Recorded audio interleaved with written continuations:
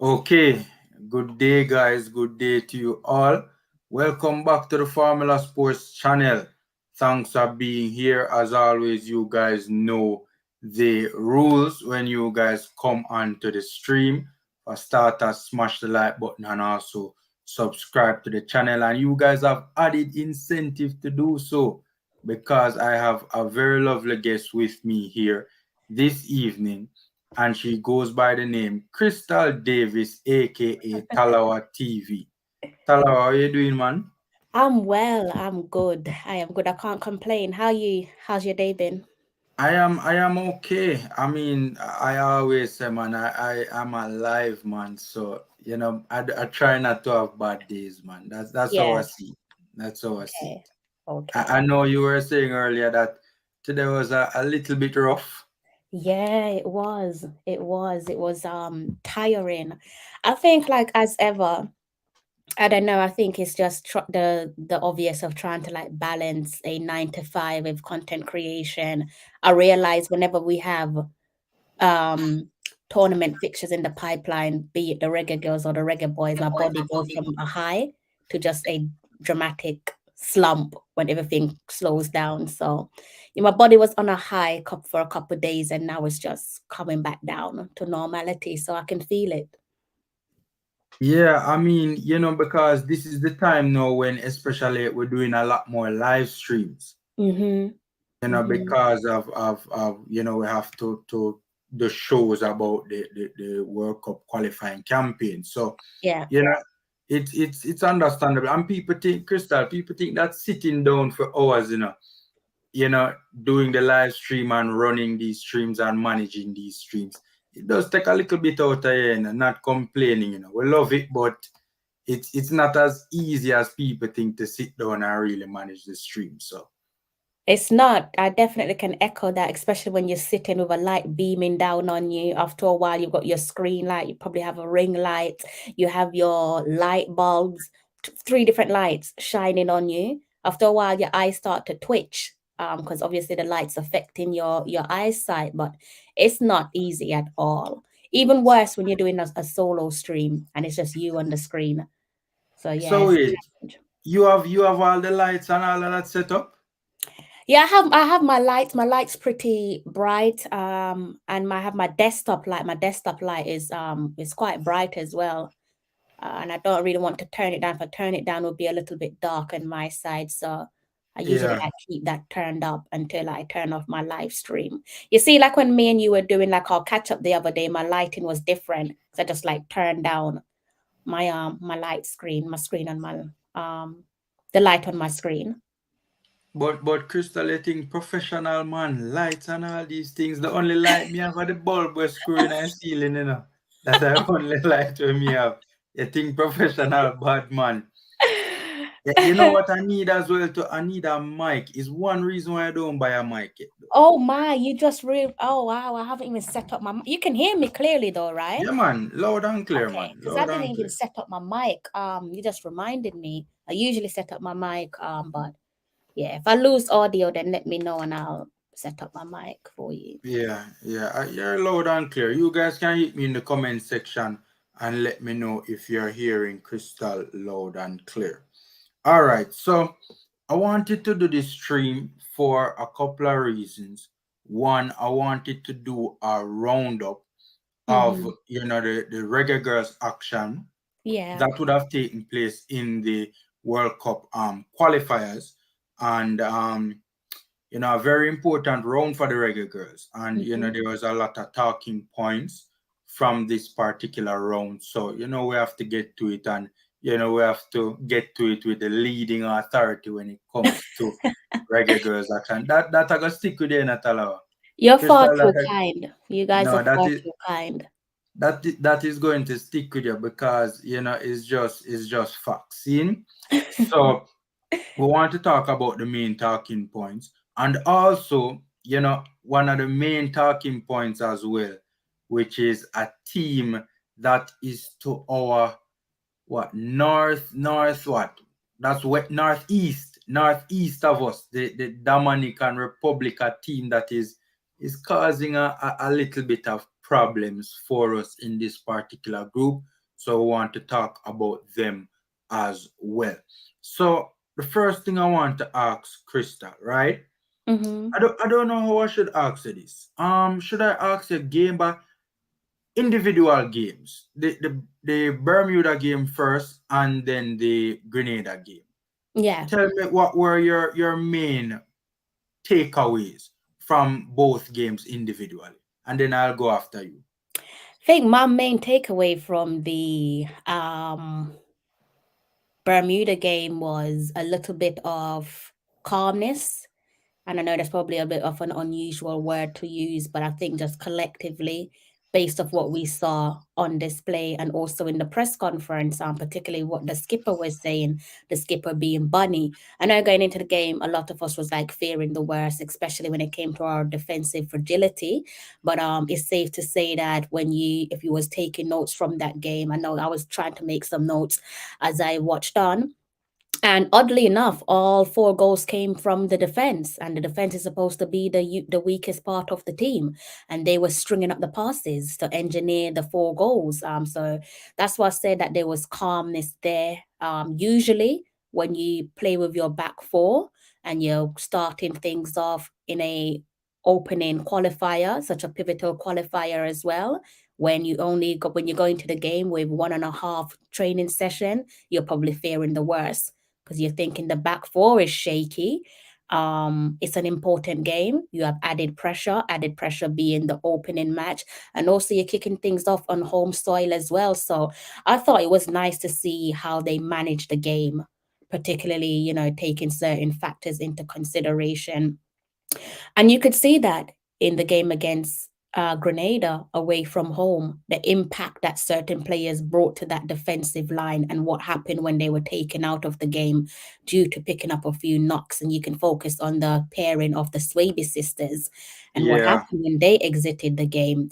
So I think that pretty much amplifies their importance to the starting 11, and I thought it further polishes off the credible performance from the Reggae Girlz against the Bermuda side on the opening night. Particularly, I'm focusing on the defense because I don't think anyone was looking at the attack and thinking, what can the attack do? I think pretty much hands in mouth was the how's the defense going to perform. But I think the defense done well, linked well with midfield, and definitely linked well with the attack as well. So I was definitely impressed by them.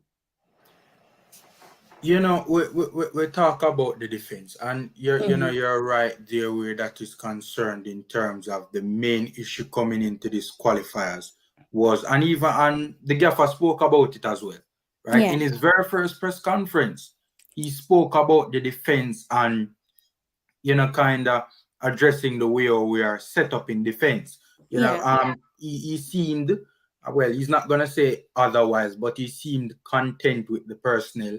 He just thinks that there are some organizational changes that could occur in the back line. Um, I think something for me though that I am a little bit concerned about is that we weren't really tested in terms of on the defensive side of things. Yes, there were one and two moments from Grenada, but I'm just wondering in the long run or for the next round of fixtures, especially in that big upcoming game. I will know which game we're talking about. You know, would would the gaffer have had sufficient, I don't want to say time. Time is not the word I'm looking for. But would he have had, would his defense would have had sufficient challenge leading into bigger games to come in the future for him to really test out, or for him to really set up the defense in the way how he wants to set it up and see if it actually works? I It's said an a whole lot a while ago, by the way. I hope No, they yeah, get it's the no, gist that I I'm get where you're asking. coming from because I think it's safe to say that perhaps Grenada tested us better in terms compared to Bermuda. If we look back at that first half performance from Bermuda, as well as compact as they were defensively. That pretty much resulted in them not being brave enough to take their chances at goal. For first 45, there was 0 shots on goal. Obviously, 0 shots on goal, 0 targets on goal from Bermuda. So I think Grenada definitely came with a different approach, similar to Bermuda in terms of their defensive approach, but I think they tried their best to get between our back line, and you can see that they found rhythm. The moment they found rhythm towards the latter stages of that second 45, that's how they got their goal going, when they were knocking the ball across their interesting pitch. Sorry, but I couldn't help but to pick up on that pitch because they had me fooled. When the That's an game interesting pitch. interesting pitch, they are our Caribbean cousins, so we can't style them. But that was an interesting pitch. They had me fooled. When I saw the pitch for the first spot before the kickoff, I was like, "Oh, that's looking Yeah, quite well yeah, that kept." Pitch looked tidy, and as soon as the game got going and you could truly see the pitch for what it was, I was like, "This look rough." This is a very rough looking pitch, but yeah, it's an interesting pitch. by the way, that is the perfect way to sum it up. That is the perfect way to sum it up. That like that's spot on right there. Spot on. Yeah, but I just wonder, if the defense is up for the challenge in further future better tests, so to speak. I think that could only be a matter of a time. I think it's always going to be our weakest or most worrying part of our game until we get it right. Only way to really get it right is to enhance the depth. You need to amplify the depth, because in terms of depth, we're very well set where the attackers are concerned. But I think going forward, it will come from a collective effort. So you're going to need the assistance and the contribution from the midfield and possibly the attackers as well. And I think that's one of the things that people overlooked from Bunny. A lot of people criticize her because naturally she's a forward. That basically means that they expect her to drum up the goals. But she was putting in a somewhat a complete performance. She was to the left, she was to the right, she played centrally, and there were times that she was tracking back and doing defensive duties as well. Obviously, people can argue and say that she's a captain and you would expect it. Not many captains do that, even in the men's game. Not many captains take the onus of saying, though I am a forward, I still need to realize that I'm carrying my country on my back and do defensive game as well. That's what you expect from modern footballers. Doesn't matter where they play on the pitch, you expect them to put in a collective effort. So I think going forward, with regards to the question mark there, the obvious question mark, can our defenders handle the inevitable pressure that awaits? And pretty much we're all looking at Dominican Republic because they've set the pace. The only way to really answer that is to put more friendlies in the pipeline. Unfortunately, we don't have that as an option. So you would rely on a collective effort. I'm not saying Jamaica should go out there and defend, but so far we've had two teams that sat back and tried to just stifle out our creativity. So we might have to take another different tactical defensive approach when we go up against Dominican Republic. Yeah, yeah, yeah. That's an interesting point. Um, for me personally, I was a little bit disappointed with the Bermuda game. A Mm-hmm. little bit disappointed. I thought that I think, to be honest with you, I'm gonna say this because there has been quite some heavy criticism of the girls, especially after that Grenada game, right? Okay.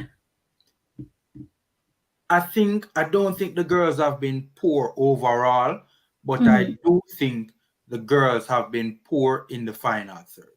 Okay.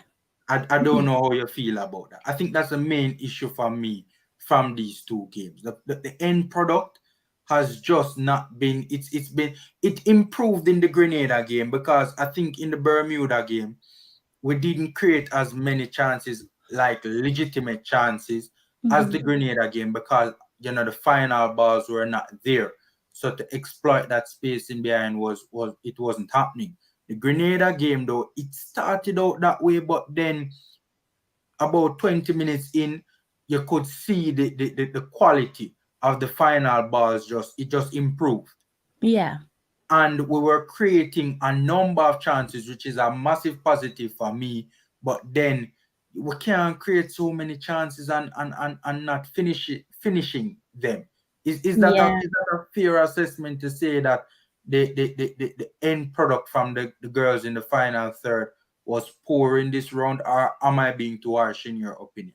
I know. I understand you. The point that you're trying to make. I think it's a case of because there were obvious signs there in the first 45 against Bermuda where we were a little bit too heavy with our touches and a bit too heavy with our passing. And I think in terms of our final third, because when you look back at that game, at times both games I could say, particularly against Bermuda, at times it looks as if we wanted to walk the ball into the back of the net. That's a little bit difficult of a task to execute when you have the defense who are on their guard, and that sometimes they're playing with a two-line defense. So how are you going to get around that? You obviously can't walk through them. That is the reason why you saw the likes of Trudy Carter and Sade trying to grab the game by the scruff of the neck and trying to hit them long range. Because at that point you realize that we're not going to be able to just dance around these guys. You saw a little bit of trickery from Jody Brown, but that was only on a handful of occasions. Low passes, high passes, the whole lot we threw at Bermuda. And then again, something quite similar against Grenada. That was the reason why in 3 games we've seen 3 separate players take their chances from long range. Only one of them executed it beautifully well, and that was Keane. That Yeah, was a, that that goal was was for me so far. crazy, That's the goal man. of the tournament. Yeah, So yeah, again, that kind of goes back to the intelligence of these players. They realize that, you know what, you cannot tap into insanity. You cannot keep on trying to play the ball or walk the ball into the net. There comes a time where you have to take your chances, and we've seen that. We've seen that same type of mindset on 3 different occasions, 2 separate games from 3 different players. yeah. That goal from Keane was ridiculous. That was one of the best goals I've ever seen from a national representative. Full stop. Crazy It goal, it was it crazy was goal. just it was insane. Honestly, Yeah, man. you needed to because they were playing stubborn, and at one point they Yeah. were trying to time waste as well. So you needed to hit them with something that's just completely unexpected. And I'm just At happy that that we time, found the roof of the net.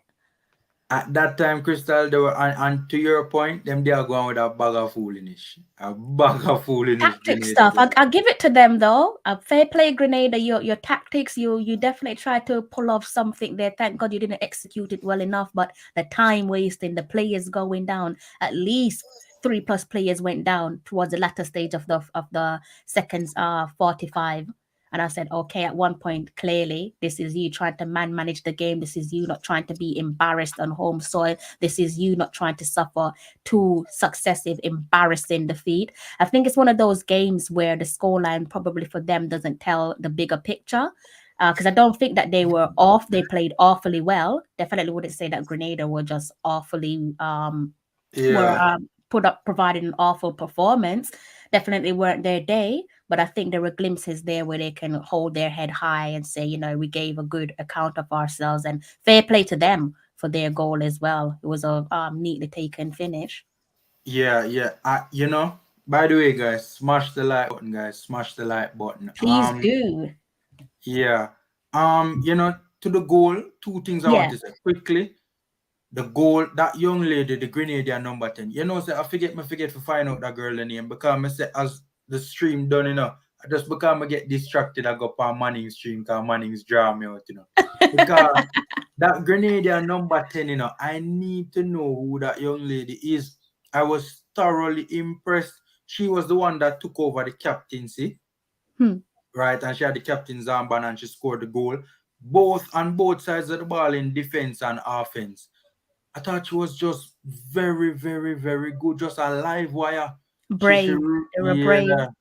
They were brave, and Remember, you have to credit them because you know yeah, you're coming against. You were absolutely hammered by Dominican Republic on your Dominican, yeah. opening day away from home, and now you're going up against the superior team in the Caribbean. They probably had sleepless nights thinking what's Jamaica going to do, but fair play to them. They didn't show signs of being nerves or signs of being starstruck when you've got a marquee player like Bunny who plays for Manchester City. They held their own, so fair play to them.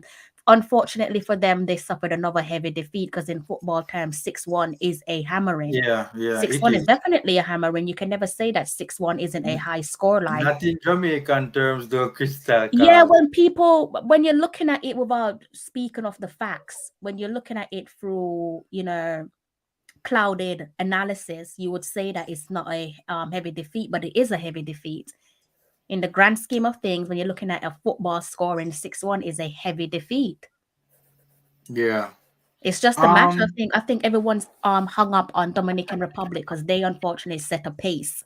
They've set a yeah, pace. I think yeah. had Dominican Republic not tucked in um Grenada 9-0, Mm-hmm. Jamaican fans will be sitting here saying, okay, probably fairly pleased. But then again, they have this unrealistic expectation of saying you want your team who came into the tournament on 1.5 training session to go out there and put aside every single opponent 10-15-0. You really have to like respect the opponents bare minimum and realize that Yeah, the girls aren't robots. Try to be a little bit more respectful and realistic with your scoring. But I wanted a high score line against Grenada for obvious reasons, just because Dominica beat them 9-0, and I wanted yeah, us to go a yeah. step The further, pressure was maybe on us to 10-0. some extent. Yeah, exactly. For obvious reason, for goal difference reason. But if we're looking at things in hindsight and we take certain facts into consideration, the results aren't as displeasing as some are making it out to be. I want to say something about the Keen goal though. I didn't get to say this because I really want to get this off my chest. You know what really made that goal really special? If you watch the replay, because I was watching the replay earlier today. If you watch the replay, through the Carter kind of threw her off because Carter was going for it as well, in terms of going to try and retrieve possession. About is at the very last second, through the jump out of the way, and you see even with Keen's body language, it threw her off a little bit in terms of she was running up to take the shot, and then she said, "Wait, I have to get, I can't do it again." And then at the last split second, now she changed her mind back and said, me I go just put my foot through that one and just hit it. And that's what made it even more special It was a because sensational goal, yeah. yeah, Sensational goal. it was really crazy, man. It was really, really crazy. I Richard, think I've not seen big all up. the goals from the other teams in the other groups, but for me, that is so far goal of the tournament. Just she rattled the net with that one, so I like it a lot. The only by the way, I don't even think the keeper dived. I don't even think the I keeper can't dived. remember Like, what the keeper was doing. I just remember that shot yeah, and knowing that the ball hit the back of the net beautifully well. yeah, that was in the V. That Yeah, was that was an in the V. incredible effort. Crazy. Beautiful strike. Yeah. It that was definitely from 30 plus yards. It was definitely from 30 plus You yards. look that way, didn't it? I've not seen the replay. I can't remember if CONCACAF showed a replay in that moment, but yeah, it looked like it was from about 30 yards out, didn't it? Yeah, that it was just when we were watching it and the stream just pop up, man. Like Jesus. Listen, I want more games to kick off at 9 p.m. UK time so I can fully enjoy myself and shout and do whatever I need to do. Because when it's 12 o'clock and 1 a.m., I can't really be shouting, but I love that. Love that goal. Love the scoring as well.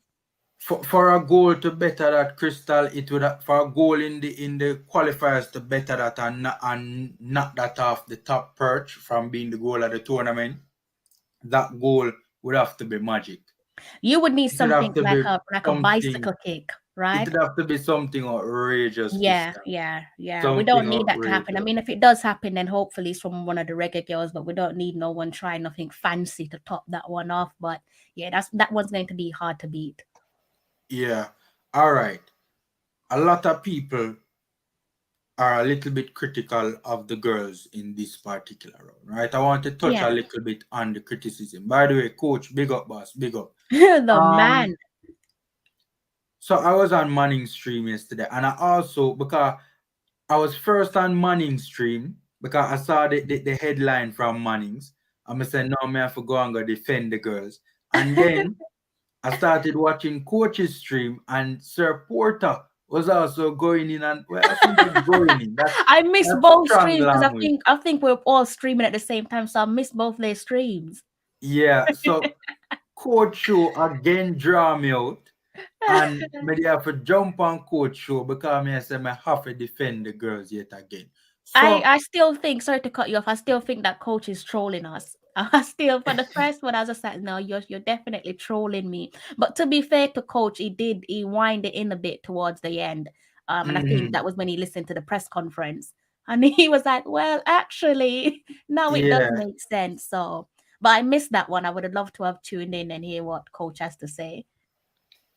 yeah, because and the main criticism of both Coach Porter and Mannings Hmm. is that when they look at this girls team on paper, right, the quality of our reggae girls is just on another level where you know they just expected better, right? Hmm. That I think is the main criticism of the girls thus far in this round, is that when they look at the quality on paper, they just expected it, the performances to be a little bit better than what it has been thus far. Hmm. Do you think that's fair? I think it depends on your expectation going into the most certainly the opening game. I've not been one to overlook the obvious facts in terms of preparation, and everyone knows that preparation is key. You don't need to be a football coach, you don't need to be a football manager. Like, with everything that you're trying to achieve in life, preparation is absolutely key. Um so I'm definitely not trying to overlook the preparation going into the Bermuda game, and even against the Grenada game, against the Grenada team. There were certain things in the game that definitely didn't suit our style of play, and most certainly we can't avoid the elephant in the room. The elephant in the room would definitely be the state of the pitch. It's difficult for you to get into rhythm if you can't knock one or two passes together, because that's how Yeah, you formulate your rhythm. You couldn't do that. So the pitch, be it intentionally or unintentionally, stopped us from getting into rhythm. That was the reason why in the first half you saw the stretcher come out at least 4 times. That tells you that the pitch itself is a problem to play on. I don't even mm, think that, no disrespect to Grenada, big up Grenada, but I don't think in terms of player safety, I wouldn't say that the pitch is ready for a game at a competitive level or a professional level. mm, Because mm, if you're from Manchester City or you're from yeah, Rangers, you're going to be looking and probably telling the gaffer, you're probably telling Vin Blaine, take my player off. Because yes, Khadija and all the other girls, they are our assets for country, but for club, they're also their club's assets. You got a player like Bunny, she's one of Man City's more prolific players. So if they were, God forbid, I hope they weren't tuning in, but if they were tuning in, they'd be worried, thinking is she going yeah, to pick up an injury? Even against yeah, Bermuda, the amount of times that they try to kick her down, clip her ankles, it's yeah, rough. It's yeah, nobody's making it easy for us. Nobody's laying down and saying let Jamaica have their way. That's another problem. These teams are stepping up to the plate and they respect themselves. Fair play to Bermuda and fair play to Grenada because they're not being starstruck and they're not thinking Jamaica, big bad Jamaica are in town. Let's be a little bit fearful of them. They've not been like that. So fair play to our opponents so far. yeah, yeah. All right. So, by the way, coach, me not think me did hear enough from you last night when you streaming and Draw trying to him watch out. it. Bring him Yeah, on the man. stream. Coach, you want to drop the link, boss? Me no know. Today, what? Bring him on the stream. He's not Coach, if he's not streaming right now, he needs to come and join us on the stream. coach, we need to hear more from you and coach and the girls, So, let me know if me for drop the link. Also, Shavan, me for drop the link, boss. Let me know in the comment section if me for drop the link. But the Oh, coach, Richard holds up a good conversation as well. Richard is here as well. Hit the like, folks. No dodging the hard questions and answers here. There you go. So, guys, let me know if I'm to drop the link. By the way, I don't know how Shavan feel about the round of fixtures. I only know how he feels about the first game. So, especially coach though. I think me hear enough from coach and the girls. I So haven't been able, because it's a little bit unfortunate that I think we've been streaming at the same time, so I've not been able to hear coach's opinion. Mannings, I've engaged in conversation with Mannings because obviously we did previews for each other's channel. I've not managed to catch up on Mannings' review as of yet. yeah, all right. So we touched on it earlier, but I want to go a little bit more into this, right? The psychological battle going on, because we can't deny that there's a psychological battle going on right now, with the Dominican Republic, right? Do how round one, or how did that go where the psychological warfare is concerned? It's an interesting question that I think it's probably gone down to game plan for each game. And you could look back and listen to the press conference for what Bunny was saying. And she obviously said, she told the team to take it easy. Don't go out there and do too much, basically. Take it easy on yourself. She also touched on the nerves from a few of the players. And I think possibly at halftime, she had to calm down her teammates because she could see the nerves. We could see the nerves, but it also adds clarity when your captain can step forward and add some transparency and say there were nerves there, and she wasn't lying because of the occasion. So I think those are a few things that we have to think of, that although we're seen as the superior team, I think there is things there that we obviously need to work on in terms of getting rid of those nerves, starting off the games a little bit more sharper and quicker. Because in both games, Bermuda and Grenada, there was few similarities there in terms of how we approach the games, in search of how we got the game running. I think you could kind of see that we found our rhythm around about the same time, coincidentally, for both matches.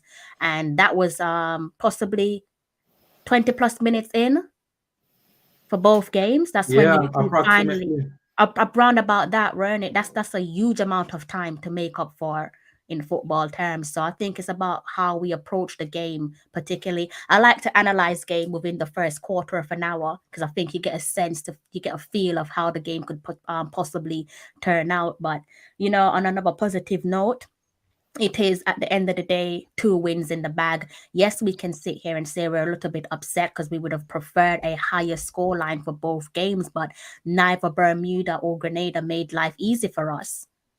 Yeah. One thing before I rope Siobhan into the equation,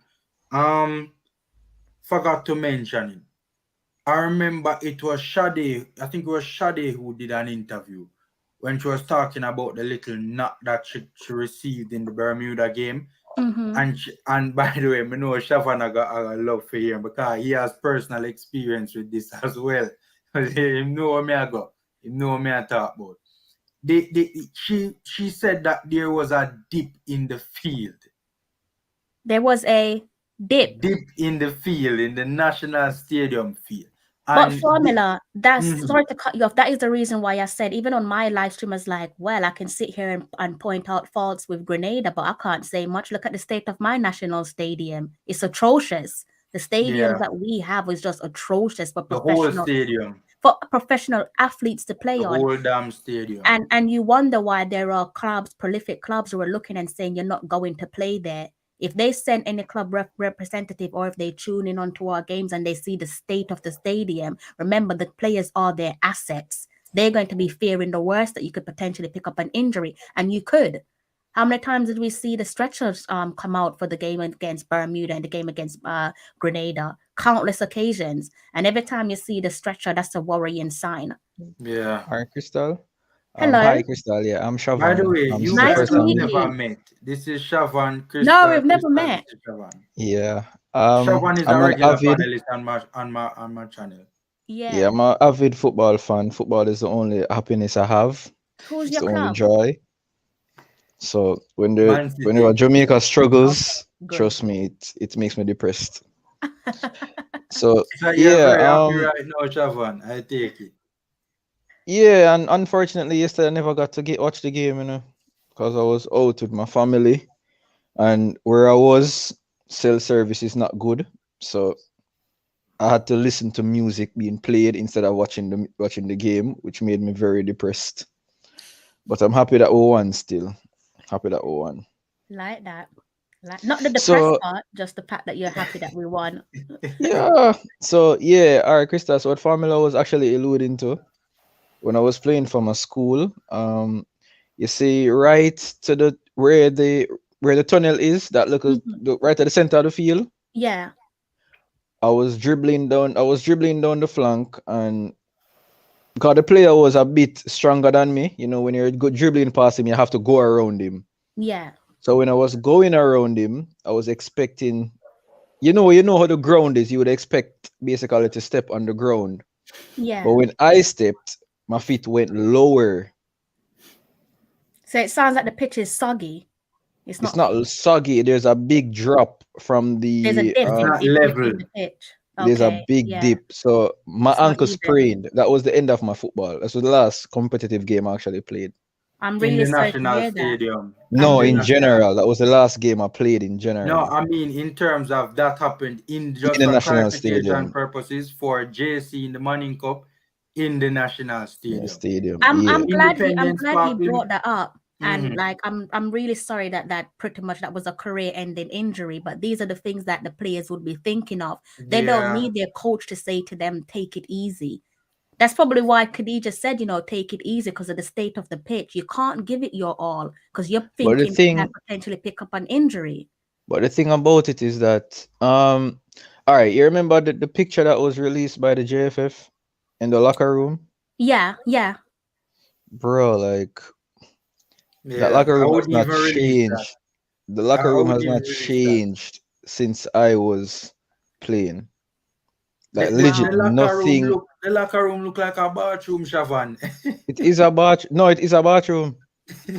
For real? Behind know why? behind where you saw the benches there. You realize it's like a plyboard that is partitioned in there. Yeah. What do you think is around there? It's the stadium needs, trust me, the stadium needs, like, even when you look,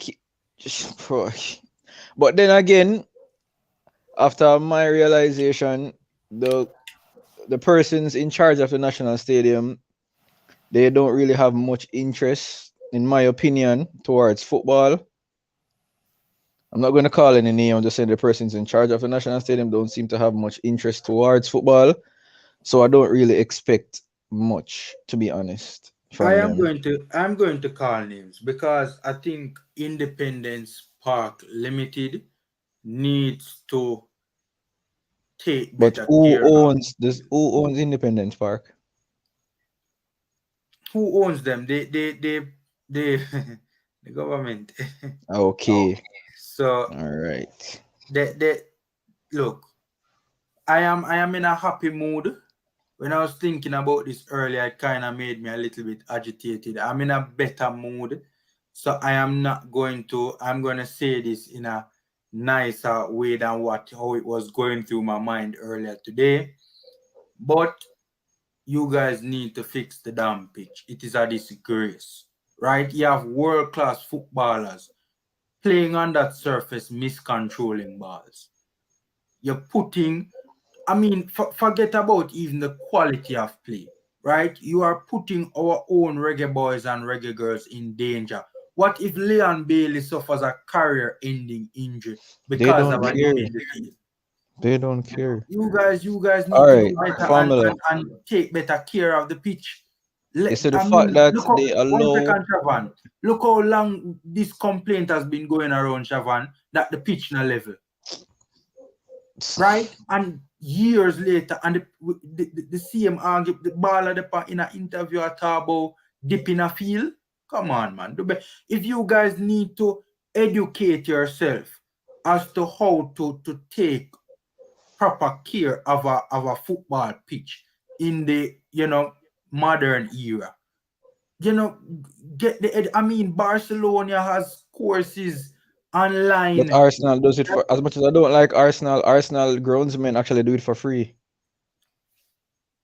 crazy, man. You guys, they Arsenal need to. literally, Arsenal has a documentary on YouTube Mm, where they say that they once you come to them and you say that you need assistance with it, because their thing is that they would rather every single pitch in the world be world class so that it develop everybody. So that, because remember, if every country in the world is producing world class talent, that means that the sport itself is growing.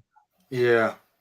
When you have a particular amount of teams that keeps dominating, what it does is that the persons within that particular region, though they will lose interest because their teams are not going anywhere. Whereas if you have a Caribbean region, no formula, where every World Cup you have 2 3 teams from the Caribbean in the World Cup and they're doing well, what do you think the interest in the Caribbean would be? Yeah. Right Yeah. now, the interest in the Caribbean is not going to be there because a Caribbean team has not been to the World Cup in the longest while. Yeah.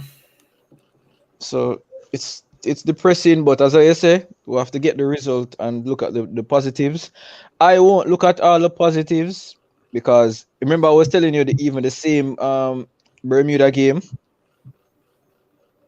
because people complain and say Khadijah never dare do this. Mr. Khadijah is not going to be able to do it on the field. What you are seeing her doing at Man City, she's not going to be able to do it at the National Stadium because the stadium is trash. The field is trash. It might look pretty, but the minute you step on the field, you see the actual difference. And for the players, they feel the actual difference, which is Yeah, the most no, but I'm just talking important from a thing. spectators because I hear persons, cause even in the same live, I heard persons saying that, no, man, the field better than what it was before. I say, yeah, it was better than before, but what was the pitch before? The pitch was not good none at all. No, it just looks pretty. You have a Leon Bailey literally come out and say the first time in playing at the stadium and say, him a run, and it's like him a wonder what come up on him foot. Him foot heavy. The pitch is literally coming up on his feet. It's a problem. Yo, I think It's they're a gonna do real an problem. individual video upon it because Shavan as is something where it need. My thing is, especially with the caliber players that the national team has right now, we want to as best as possible facilitate, these players being able to express themselves. This is not the days when we are trying to make games scrappy. No, that's what Women's and Jamaica's men's type football team a is. big team.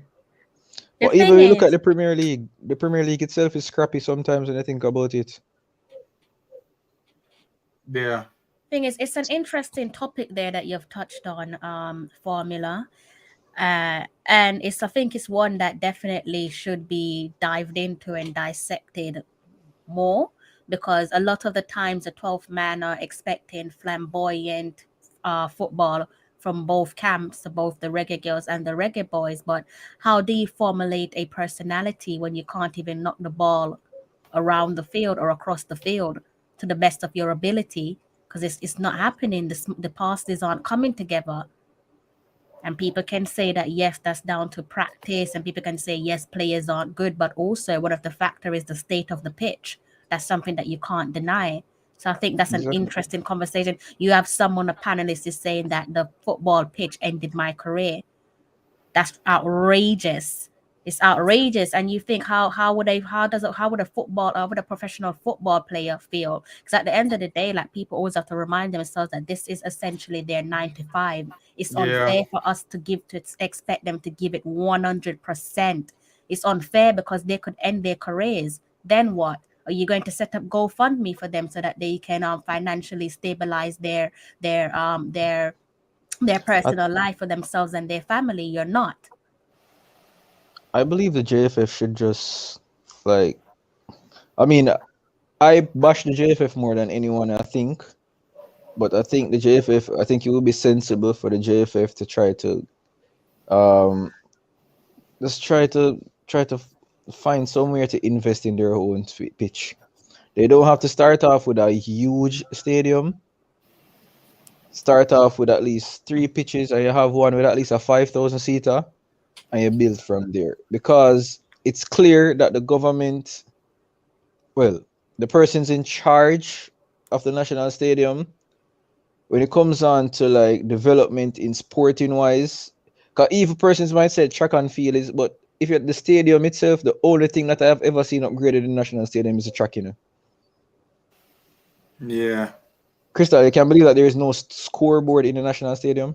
I was there. I was there in October, and I was at the game against the USA. And yeah, from a journalist standpoint, because I was there for my newspaper, that's ridiculous. That's ridiculous. You don't even have not even the scoreboards. There's no replays. So if you're doing, Exactly. imagine you're there as a journalist. At that time I was sat with the American reporters. Imagine you're there typing away as a journalist and you're looking up. You missed the goal, and it actually did happen. Missed one of the goals, and the guy actually had to go on his phone. How embarrassing! He had to go on his phone for a third-party website to see the goal scorer and who created the assist. Exactly. It's The shameful. last time what I saw happened was I think they had to get someone to install a little screen on the pitch. And I was like, but you have the big old something there with the what are something there formula? Are the flag up on it? I know what you're talking. I don't There's something remember it behind well. the goal. There's something Yeah, behind the yeah, goal. yeah, yeah. I'm like, There's bro, a like, huge screen on it as well. yeah, that screen I can't even. It's a huge screen, but I can't see anything on it. But I've never seen it on though. You ever The see it last on? time I saw it on It's at a this long time. advertisements, it was a long, long time, and I was like, bro, like you have the national stadium. I mean, the seats them, yeah, I can understand with the seats them. The seats are not in a good condition either. They're not in a good For condition, but starters, the bleachers don't even have seats. yeah, that's bench basically. Yeah, Yeah, yeah. that's bench. But I mean, when you look at all of that, you can invest, and I personally believe I know the JFF don't have any money, Yeah. but I think if they do put together some money, I think they can do it. I think the pitch that they spent the money on for the AstroTurf, I think it was a bad idea to get the Then should I AstroTurf. put it at stadium? No, not no. Me personally, right now, me kind of finished with National Stadium. But kind of understand how the priorities of the leaders of the owners of the Independence Park. I know their priorities, so it's not my thing. So I would rather the JFF invest in their own stadium and build from there because it's That obvious that the Shavan, government is not. that will never don't hold your breath. I wanna tap into something that someone said. I think it was Up and Running. With the Reggae Boys said something about he or she said something about the Reggae Boys comment. Go up again. The other Oh, comment. even further. Yeah. Um, It should say what I can see is relative to the Reggae Boys, of the Reggae Girls relative to the Reggae Boys. That's the last thing I can see. Why? No, that's not it. Let me bring it up actually. I can't see it. It is, who where said is it? their comment? I'm sure it was Up and Running said it. Okay, yeah, so that's the reason why Antonio and the rest of the that Yeah, comment. this one. Mm-hmm. Yeah, sorry about that. So that's the reason why. So that's the reason Antonio and the rest of the boys struggle to play. But how comes the visiting team plays so well on it? I wouldn't say the visiting team plays so well on it, because in the game against, I think we've played well, and I think it was self-inflicted in terms of the end result against Canada. A lot of people thought Canada was going to give us an absolute hammering. That ended up being The 0-0, and it, field aided us in that game. If the field was good, Canada would have run us over. yeah, so that exactly. So I wouldn't say that they played well on it. I can't see how Canada played well on that pitch, and it's evidently clear, like just like you said. Thankfully, this one benefited us because they're not used to playing on the pitches as such. Against Canada, against USA as well back in November when that ended 1-1. I don't think USA played better than us. And at the end of the day, with the analysis from the game, you even had people from across the ponds in the United States saying that Jamaica played better. So again, that's 2 games, and then you move on to Mexico. Mexico beat us 2-1. We were down to 10 man. I definitely wouldn't say that Mexico played better than Jamaica. So that's 3 countries that you expect to blow us out the water, and they didn't. So even they can't knock the ball around effectively well on that pitch. So how's Jamaica going to do it? All right, I think Crystal, I think the notion why you normally hear Jamaicans saying that we shouldn't use the pitch as an excuse, Mm, you see, because the football that's really being played in Jamaica, I don't think it's structured. It's like how the football that's being played overseas is more tactical. yeah. I don't think our football is more tactical. So you see, persons may not really be exposed to a whole tactical because I believe even if Barcelona come out here, they will want to play their type of football, but they're going to Can't get struggle it with it going. Yeah, can't get because of the going. type of feel. But you see, Yeah. because in Jamaica, it's just like, hey, let's get the guys and let's go play football. That's my honest opinion. I don't Yeah. see a Yeah. passing game. You will see a team trying to play a passing game, but that's right now. The only reason why you will see the games being played like that now is because the pitch is being played at the UWE Bowl, at the Captain Burrell Center. It's the AstroTurf. So that itself Yeah. will. So as soon as you see those I don't games, think they should return the JPL games to the club grounds. But honestly, I get what you're saying in terms of people based in Jamaica and how they view the game, but you're based in Jamaica and you view the game differently. That I don't comes watch down to local football. that comes down to education and watching a range of different leagues. So I can say I can turn it back on them, and then I could turn and say that, well, perhaps you need to open up your eyes and look beyond Jamaica before you say that the pitch isn't an excuse. You can't be a football person if you're saying the pitch isn't an ex isn't it that you can't use the pitch as an excuse. We're not using it as an excuse, we're using it as a factor as to why injuries can happen and career Yeah, ending injuries can happen. And that's the also main thing. more importantly, it's difficult to get within your stride and your rhythm with that pitch. That's what we're saying. We're not saying use it as an excuse. Definitely not saying that at No, all. it's just that it hinders, especially some of our quality players. Because persons will say our UK players are not playing well for Jamaica. Well, probably not because the pitch isn't good. What they're There you used to. go. Yeah. All right, Formula. You know, the first thing came to my mind when I saw the picture the other day in the dressing room. Hmm. Imagine big bad Mikel Antonio, Damari Gray, come to Jamaica, come sit down in the dressing room there. No, it's not even funny, blood. Like, just imagine the dressing room what they are used to. Yeah, And they come to the national stadium and they see that. yeah. The goalkeeper had to It be must the be goalkeeper. The demoralizing. thing is, Even the Reggae Girls too. There are world class facilities at Manchester City, Of course. Rangers.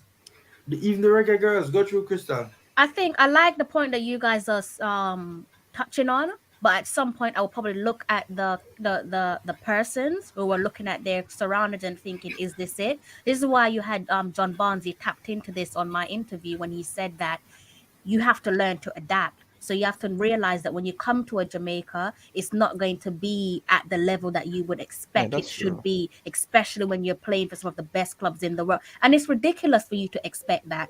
You can't come to Jamaica and expect our stadiums to be 5-star. We're a poor, economically developed country for one. So if that's what you're expecting, you're shooting yourself in the foot. You're setting yourself up for disappointment. So I That's think if true. any player was to come to Jamaica and look around the dressing room and say that, nah, this doesn't suit my standard, I'll probably say that you're a little bit up yourself, because you should anticipate what to come when you're playing for Jamaica. Yes, the stadium should be better, the dressing room should be better, but you should take that into consideration and say, how are we set financially as a country? It happens during a Crystal. It It does happens, happen. It culture does shock, happen. Yeah. culture shock. I have reggae boys like Marlon King did an interview speaking about the culture shock and how it affected both himself and other players. Some players, he said, they came once and they say never again because them says this is not for me. This is not what I expected. But Formula, this goes back to what we were saying on the channel, that it's all about the authenticity of the players that you recruit. It's all about the authenticity. It's all about whether this player, he or she, can connect with their culture. Because if somebody is educated culturally, they will know what to expect when they're going to When play they for come here, Jamaica. that's true. You know, Fair. If you've been going to Jamaica from the age of 5 or 4, you know what to expect when you were playing for Jamaica. You know that, yes, this isn't going to be 5 star, but I love my country. So I'm going to bypass or I'm going to overlook certain things. That's why I say that, yes, you want to have the best players in the team, but in terms of recruitment, you should question the authenticity of said player, be it from the men's team or the women's team. Yeah, That's yeah, that's true, Crystal. But I just think, well, I don't know, cause me, my thinking it's a more like my thing is more development. Can Formula can attest to that. For me, winning is important, but it isn't all that. More for me is development. And I don't, you see, until our football is truly respected by all circles in this country, I don't think we're gonna have a successful footballing culture. yeah. Because Fair point. just all right, the picture that was posted by the Gleaner when the 10,000 when the whole Gibson relay thing was released.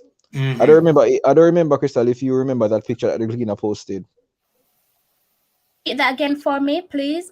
The picture that was posted by the Gleaner when they reported that the 10,000 spectators was allowed for the Gibson relays. I remember the headline that came shortly, like maybe a day or two after They the probably Mother didn't take Boys notice last of the match. picture. All right, Yeah. if you can, I'd like you to just take a look at the picture itself. Mm-hmm. You will see basically as to where I'm coming from pertaining to what priorities is there. The picture is of the entire stadium itself, right? Mm-hmm. When you look, the only thing that was actually developed or being upgraded was the track.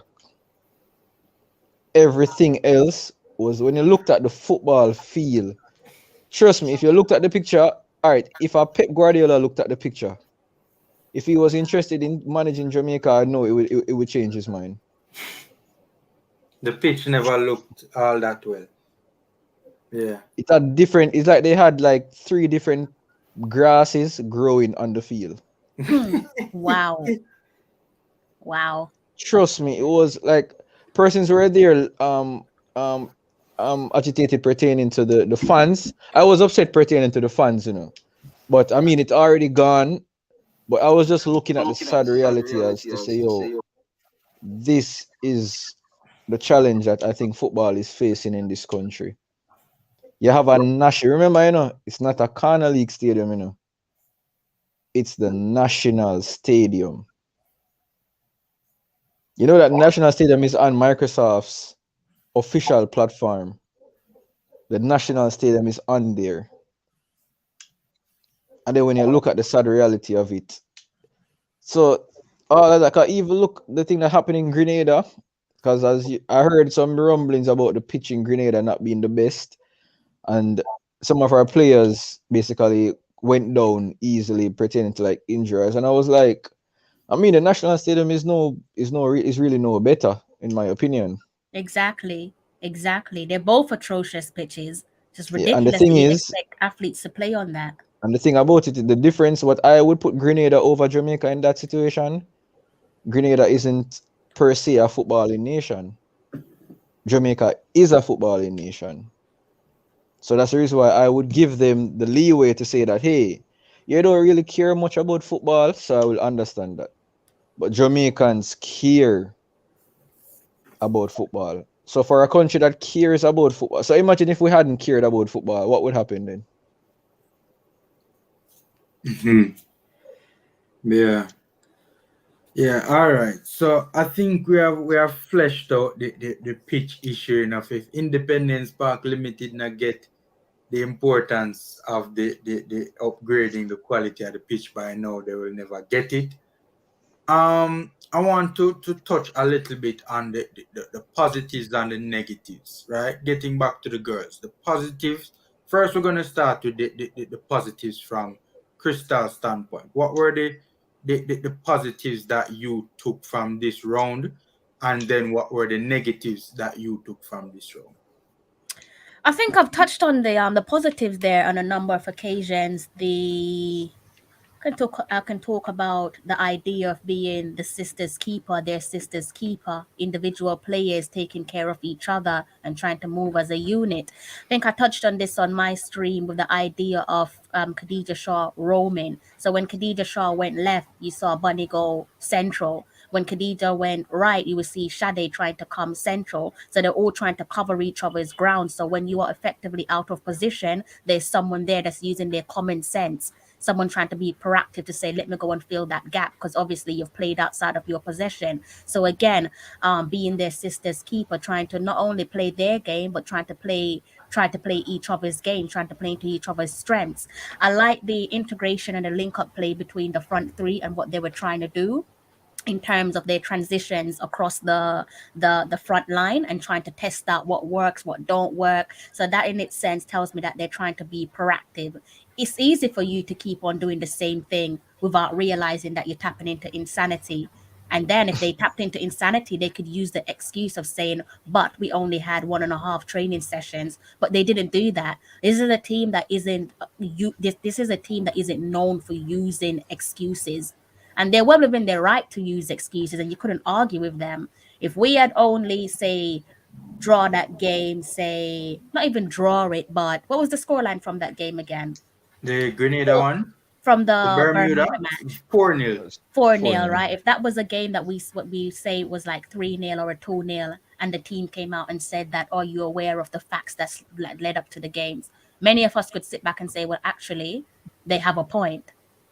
And again, we're not going to gloss over the current state of the pitch, because that does take into consideration the reason as to why we're struggling to string passes together. Again, there has to be an heavy emphasis that if you're looking for flary football, the surface has to match your expectations. You can't put the girls on potholes and expect them to play flary football. Where does that happen? Not even at grassroots level in Jamaica. You can't happen. It just cannot happen. These girls are used to professionalism. These girls are used to 5-star treatment. That's part of their development. So whatever is put out in front of put out in front of them, it has to match what they've been grown to accept, what they've grown to accommodate, adapt their game to. And at the moment, we're not really doing that. We're failing them. Negatives, negatives. I think negatives for me, and it's a bit of a weird one. I could say preparations, but I think if I'm being fair and realistic, it sounds as if the preparation was outside of their controls. So again, the idea of the idea of the players arriving late on the island. Few of the players arrived late to no fault of their own. I can only assume that is to do with flight delays, and the gaffer did tap on that. There was players arriving or players coming in on 8 to 9 hour flight, and there was players coming in on flights that lasted 12 hours. You can imagine the toll that takes on your body. So I can say that Yeah. it's negative, but I'm not solely saying that it is your negative, you're to blame, because that's outside of your control. Would love to have seen the girls at least nail down maybe 3 consecutive training sessions. Maybe that would have warmed them up a bit, because it was evidently clear that we struggled in the first parts of both matches in terms of getting the legs going. I think to back that up, we can definitely look on the pitch again from both the Grenada match and the Bermuda match as well. So you talk about the psychological aspect of the game, and that's an interesting word.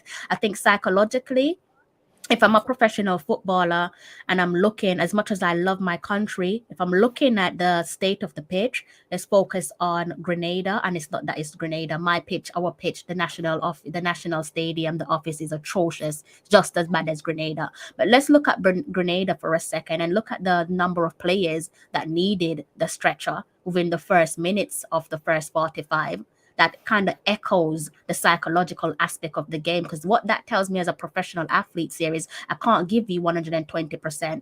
So I can't play to my fullest strengths. So if you have a player in that squad that is essentially the rough player, you can't expect them to be rough in that moment, because their career could easily come to an end. So yeah, there's a few stuff there to think about, but I think the pitch let us down on both games, because that definitely stopped us from going into our rhythm. But again, I can echo praises for Grenada and Bermuda for, fair play to them. They did their homework and they're not pushovers. And I like that. You shouldn't be a pushover. If I was Grenadian or if I was from Bermuda, I could easily walk around and hold my head high because we didn't allow Jamaica. Neither country allowed Jamaica to walk over them. Jamaica had to work for those maximum points. So that's my analysis. Again, high praises for our defense, particularly in the game against Bermuda. I thought they held their own and they could definitely walk around with their head held high. All right. Shavan, what you thought were the positives and the negatives from this round?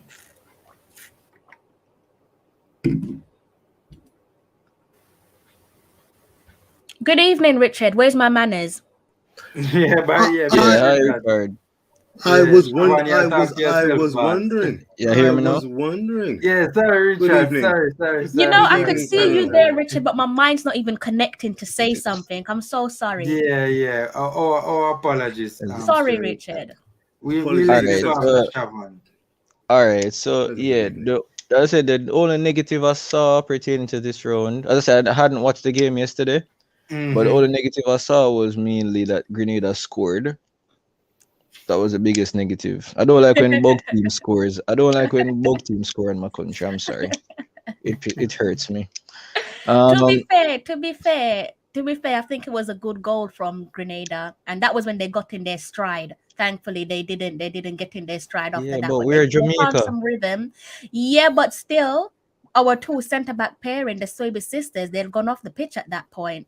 So Yeah. one, you went into the game. No disrespect to the back line. You went into the game with a diluted defense, and you watered that down even further. Further No disrespect to the players who came in, but obviously that's not our strongest line of defense. So I think that most certainly contributed to to that. Grenada Yeah, that's true. scoring. But the pertaining now to the whole, as we were saying, preparation, Crystal. I Mm-hmm. think we have a major issue when it comes on to preparation because we saw it with both teams, male and female. Mm-hmm. Preparation. I remember our formula. I said it to you. I thought if we, the Reggae Boys, had played their games in England, their home games in England, I thought we would have had a better campaign. I honestly believe so. No, I honestly believe we would have had a better campaign if we played our home games in England. Because you see, the fact that most of our squad was in England, Yeah. I think it would have been better. But that's past now. But I think we have an issue with preparation, because the one and a half training sessions that they may have before a game, especially like it was this set of games, it was basically a new team. So the chemistry wouldn't have been there, and the training sessions they wouldn't have been able to have built any much chemistry for this particular period. But the performance wise, I think it was admirable. It showed that we do have a very, very strong team, and Mm-hmm. if we have the right conditions, if everything is right, the only teams that I believe can give us trouble would be the US and Canada. And those two they're not normal. So to say that they would give us problem, it's not something that we should be disheartened about. So it's not something to be let down by. But even the Bermuda game, Bermuda started off to me stronger on the stronger foot. But when we took dominance of the game, it was just due to the final touches, the final passes. That's what kind of killed us in the Bermuda game initially until we started scoring. Because the defense was solid. The holding midfielder that we had, trust me, I wish he was playing for the Reggae Boys. By the Is, way, is that McCoy? we're gonna talk about that a little bit more, a little bit later on, you know. McCoy you talk about? Yeah, The makeshift. I don't want to touch on it as yet, though. We're going to touch on it soon. All right, sir. played All well. right. Yeah. Because And I remember I from just want to say I love the fact that Richard, thank God England upset you at the Euros because you just came over and found yourself a whole new family. So I'm happy for you. Thank you, Crystal. It's been a pleasure. Yes. It's been a pleasure. But we'll talk. There's very interesting narratives and interesting fan base. It's fascinating. But yes, it's a home, and I hope we are warmly welcomed. Well, you are warmly welcomed, Crystal. You've been around a while. Chevon, continue, sir, before I pipe up the reason boss. Yeah. So what I was saying, yeah, the I liked the way we played. You can as the panelists as when we were watching the Bermuda game, someone had said that you saw the intent with the Reggae Girlz. Something that was really missing from the male team.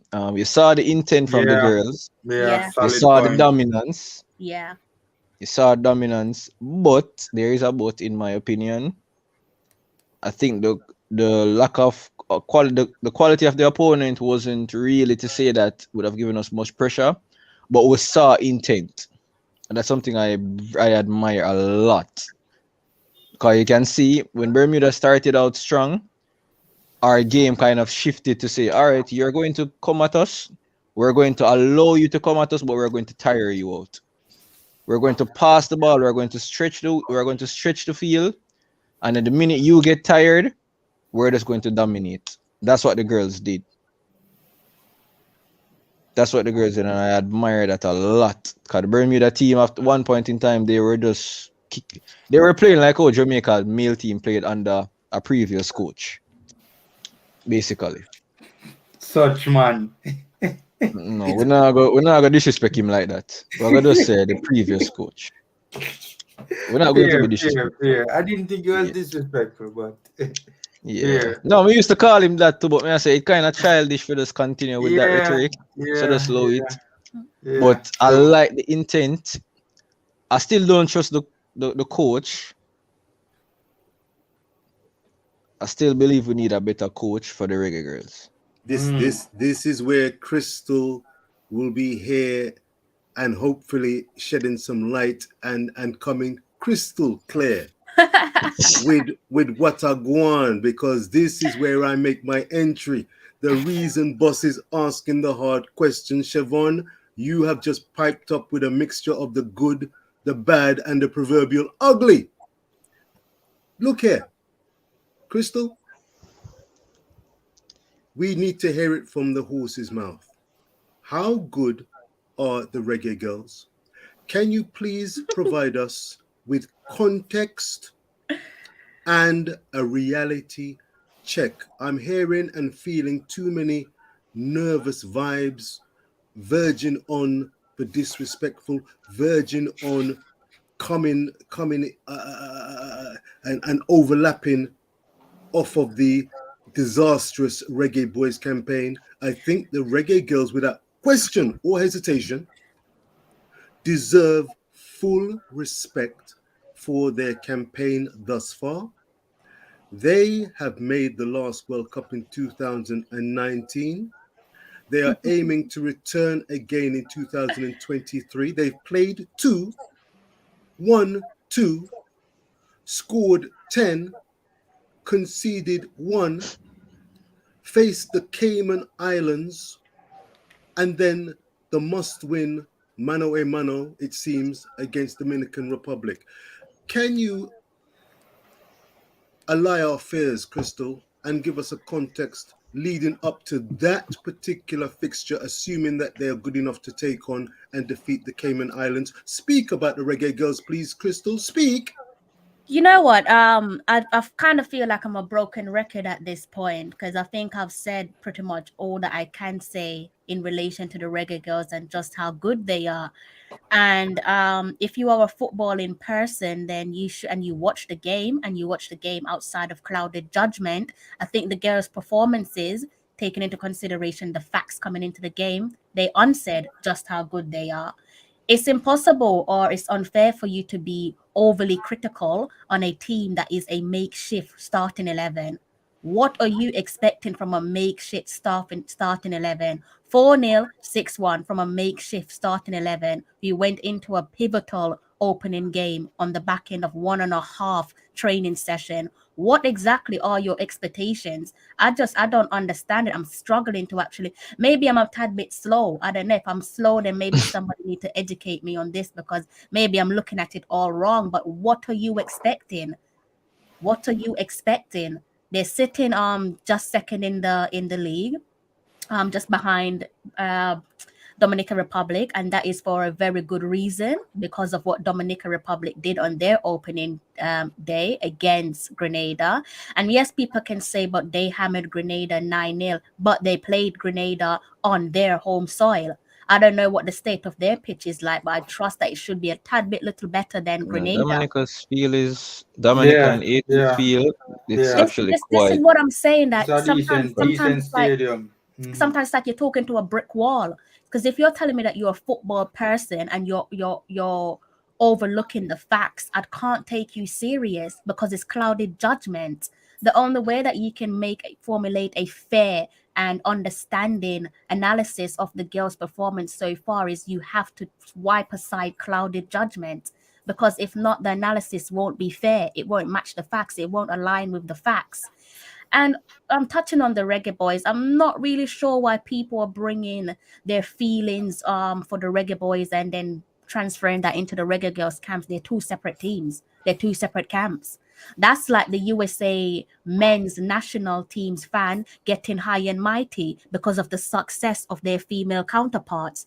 Their female teams is the best in the world. They are World Cup champions. Their male teams aren't fit enough to be in the same bracket as them. So no USA men's football fan would dare even try to rub shoulders with their female counterparts. They wouldn't even bring that into the occasion.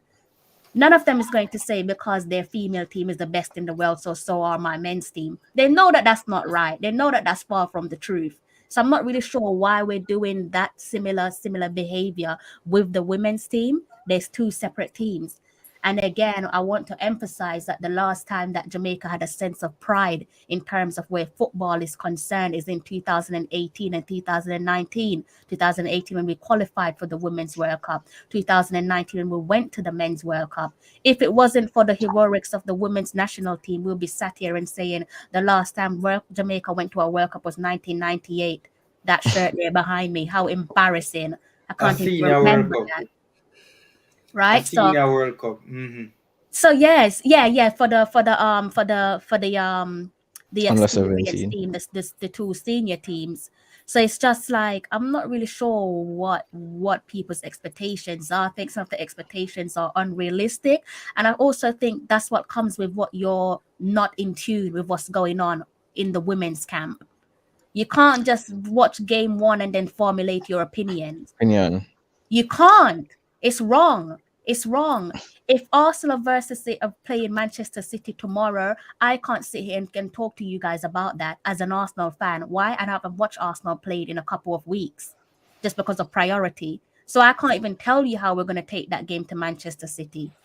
And that's coming from an Arsenal fan. You have to do your homework. You have to get to know the team. You have to get to know the facts. Find out. I'm probably going to say if that's the case, I'm probably going to say to Formula or to our panelists, oh yeah, Aubameyang's going to score.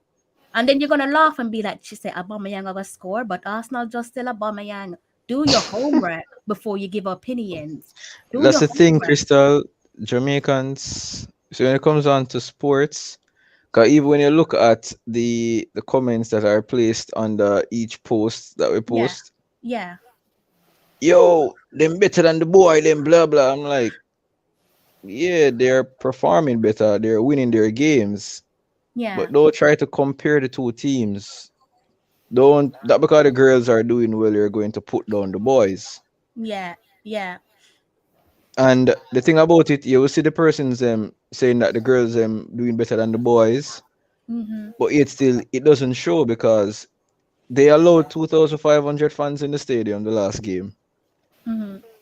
And the stadium was empty, so I was like, why you bash the Reggae Boys?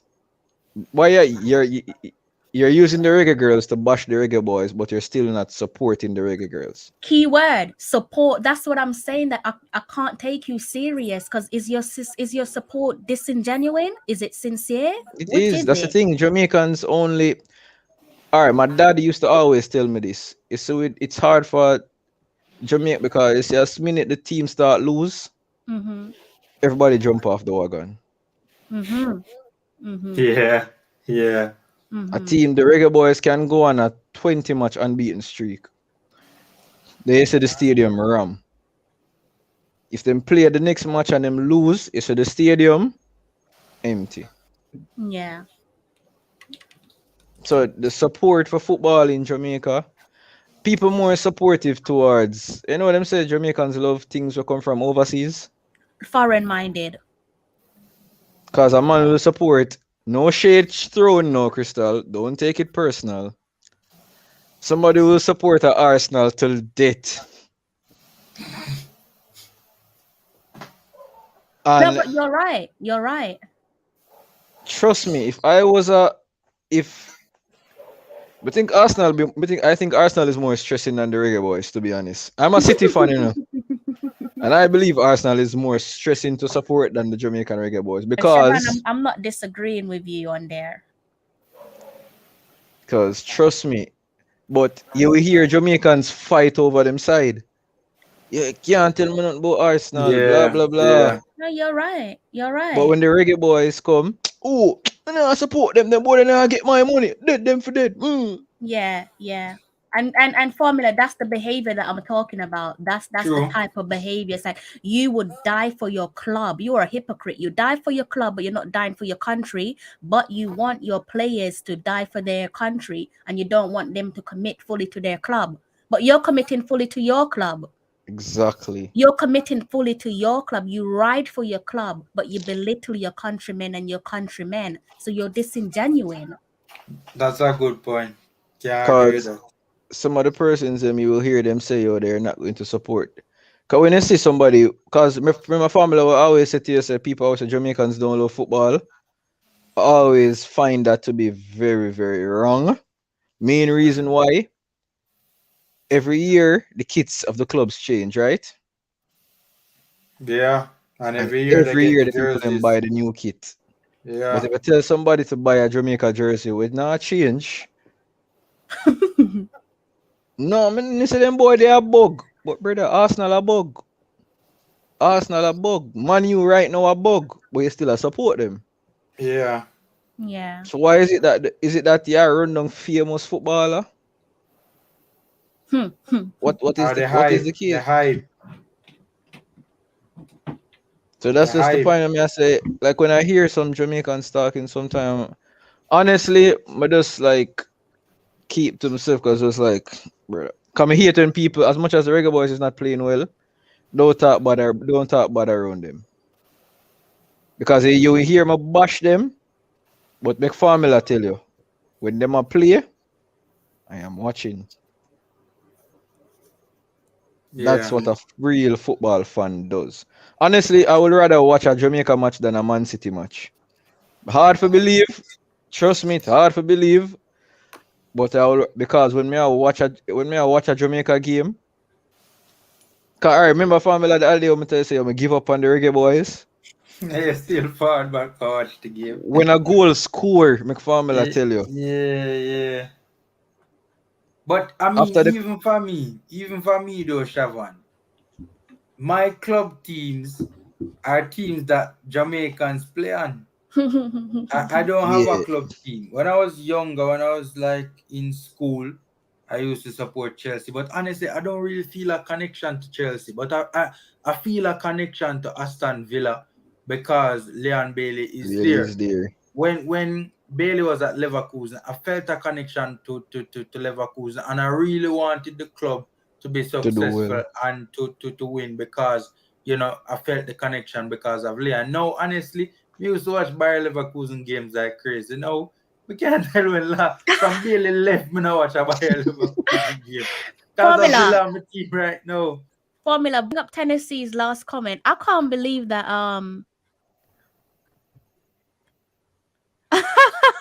I remember that when they at the world and they I think scored the he's goal. talking about the Oh, Reggae Girls. That means he's been familiar with my platform for a a very long long time. time, So yeah. basically, That's a day one right there, yeah. Crystal. I went to the World Cup in France, as I've said before, and the rule inside the stadium for the press is you're not supposed to celebrate, which I think is ridiculous. I was like, how is that even possible? That's like a story for a whole nother day. So I thought, I'm ignoring you because football is my life, football is my dream, this is my passion. I'm doing my dream job. So I can't promise you that I'm not going to celebrate because it's an automatic response. So when that goal went in, the whole place just mashed up. Everybody was celebrating. Yeah. Opposing fans, everybody, the whole Jamaican media team, TVJ, everybody.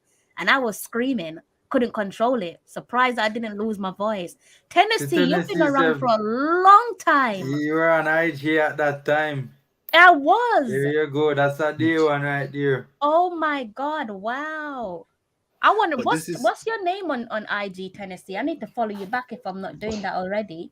I think his name on IG is Tennessee. Cause yeah man. Really? No, lie me I tell. I need to find him. I don't know if I'm Tennessee's following him. I hope so. Tennessee's name on IG is Neil Avaranga, I think. No, so your Oh, name send it to me. Send it to me, Formula.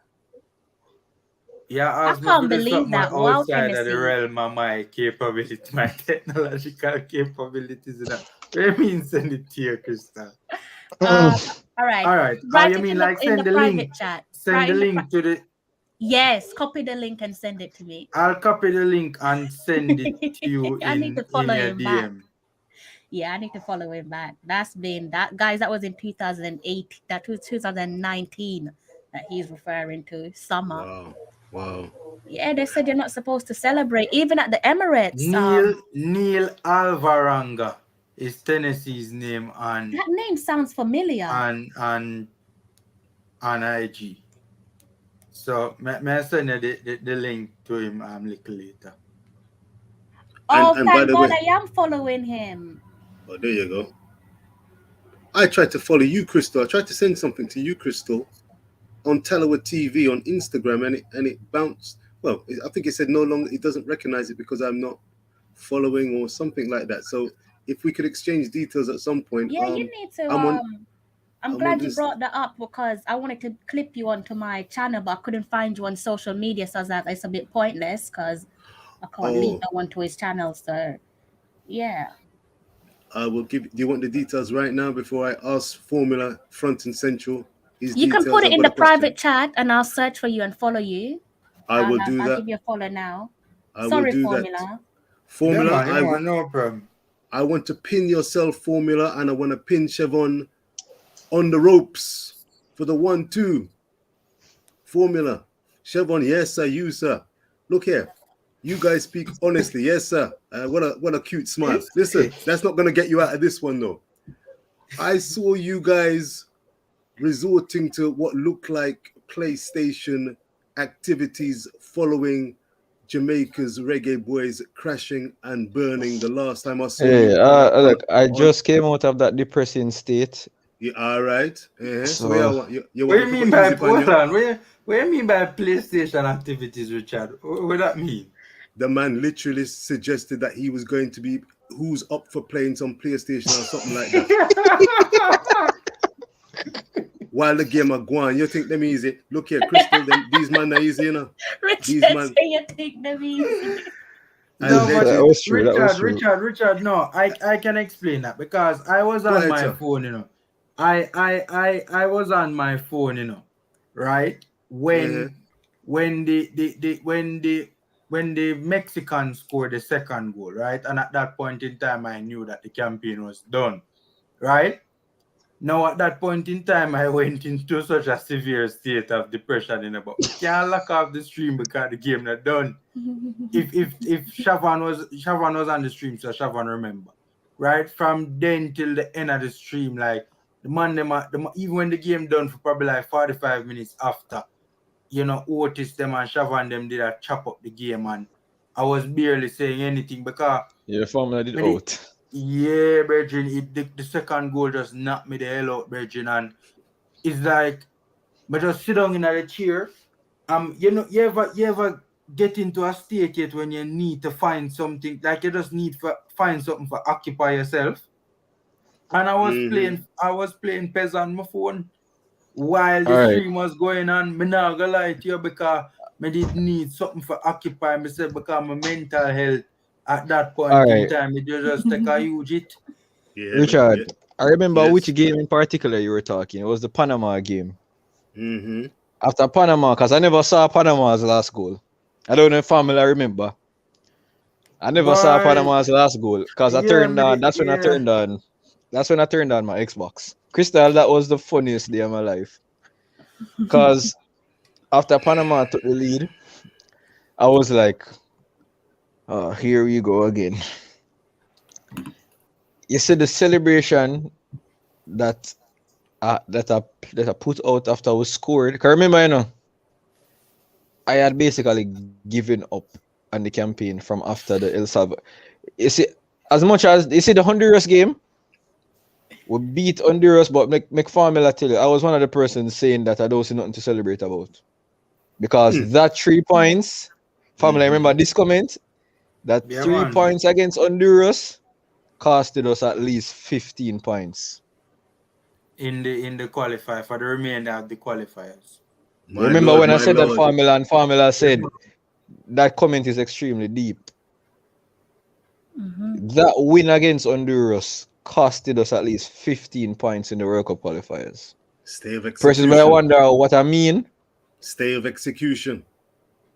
Exactly. So Stay that of 3 points execution. costed us more. So I wasn't, because that Honduras game was not nothing to be celebrate. It was nothing to celebrate about. Mm. It was just a Yes. thing where we'll win, so we're most happy. Because I knew Honduras was not a good team. So that type of Jamaican team to want to, she seemed to want to just live off luck. Even the Mexico game, when I heard persons coming out and saying we played well up until Mexico scored the first goal, I was like, which game am I watching? Where did we play well? Playing well does not constitute to a team not scoring. The team not scoring is because they're not putting away their chances.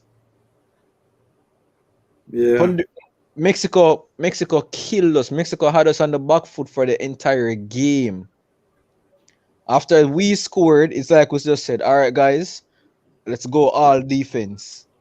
And we invited Mexico to that. I don't look at my side like City. I remember I'm a City fan.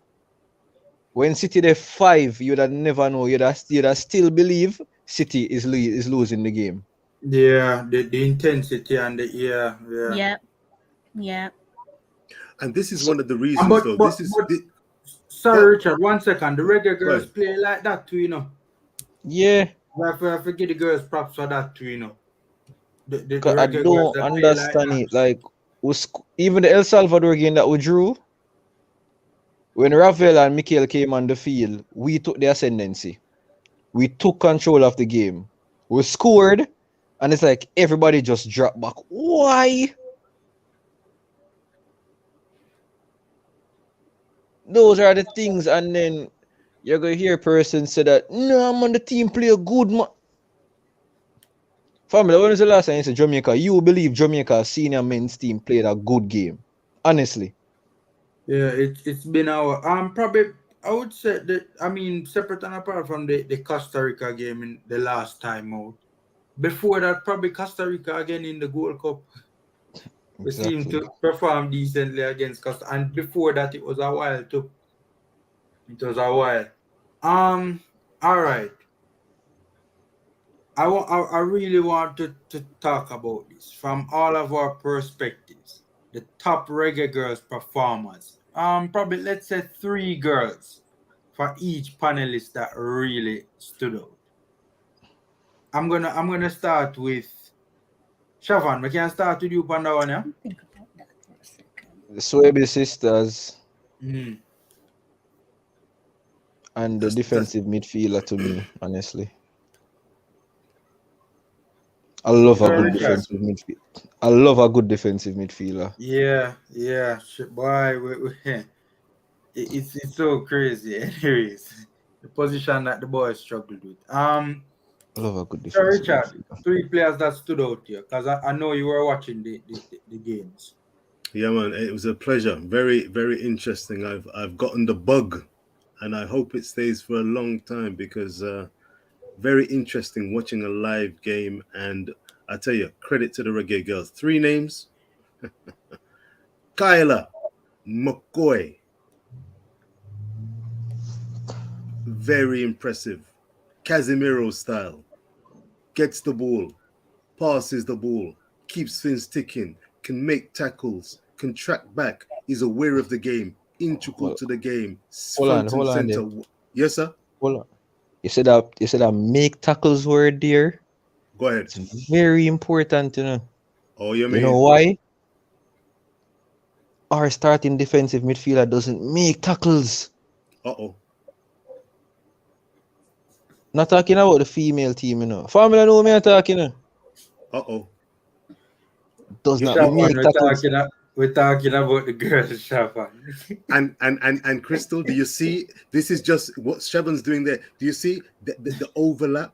There's I a think cloud it's a in the yes, conversation. Oh yes, yes, oh yes, oh yes. I think we're always gonna get that, and I think Yeah. I can't speak for the guys, but I think it just stems from caring. It's natural emotion, caring, and if anything, fair play to them because that tells you that they're watching the game, so they can easily make that comparison. They easily can say, you know, if the women's team are effectively well in this department, how comes you're not effectively well? Given that you're operating under difficult circumstances, which is like for like. You lack preparation, so does your female counterparts. Who is standing up to be accounted? Who is And the grabbing the game female by the team is scruff less of the neck? supported as well. Who is dying for their sisters? Who is dying for their brothers? I think, Go no ahead. disrespect, but over on the Reggae Boys camp, you Yeah. can probably count on one hand the warriors who are willing to put their neck on the line. On the Reggae Girls, you can't count on one hand. It's Yeah, impossible. that's true. They're dying for each other. That's true. You And see the fight and the warrior, you know? They're Yeah. dying. and this is why the criticism that seemed to be started to seep out about sorry about oh why Jamaica only scored 6, why them never score more than this, why them they give the Grenadians a bigger beating, why them only beat Bermuda 4-0 and all that.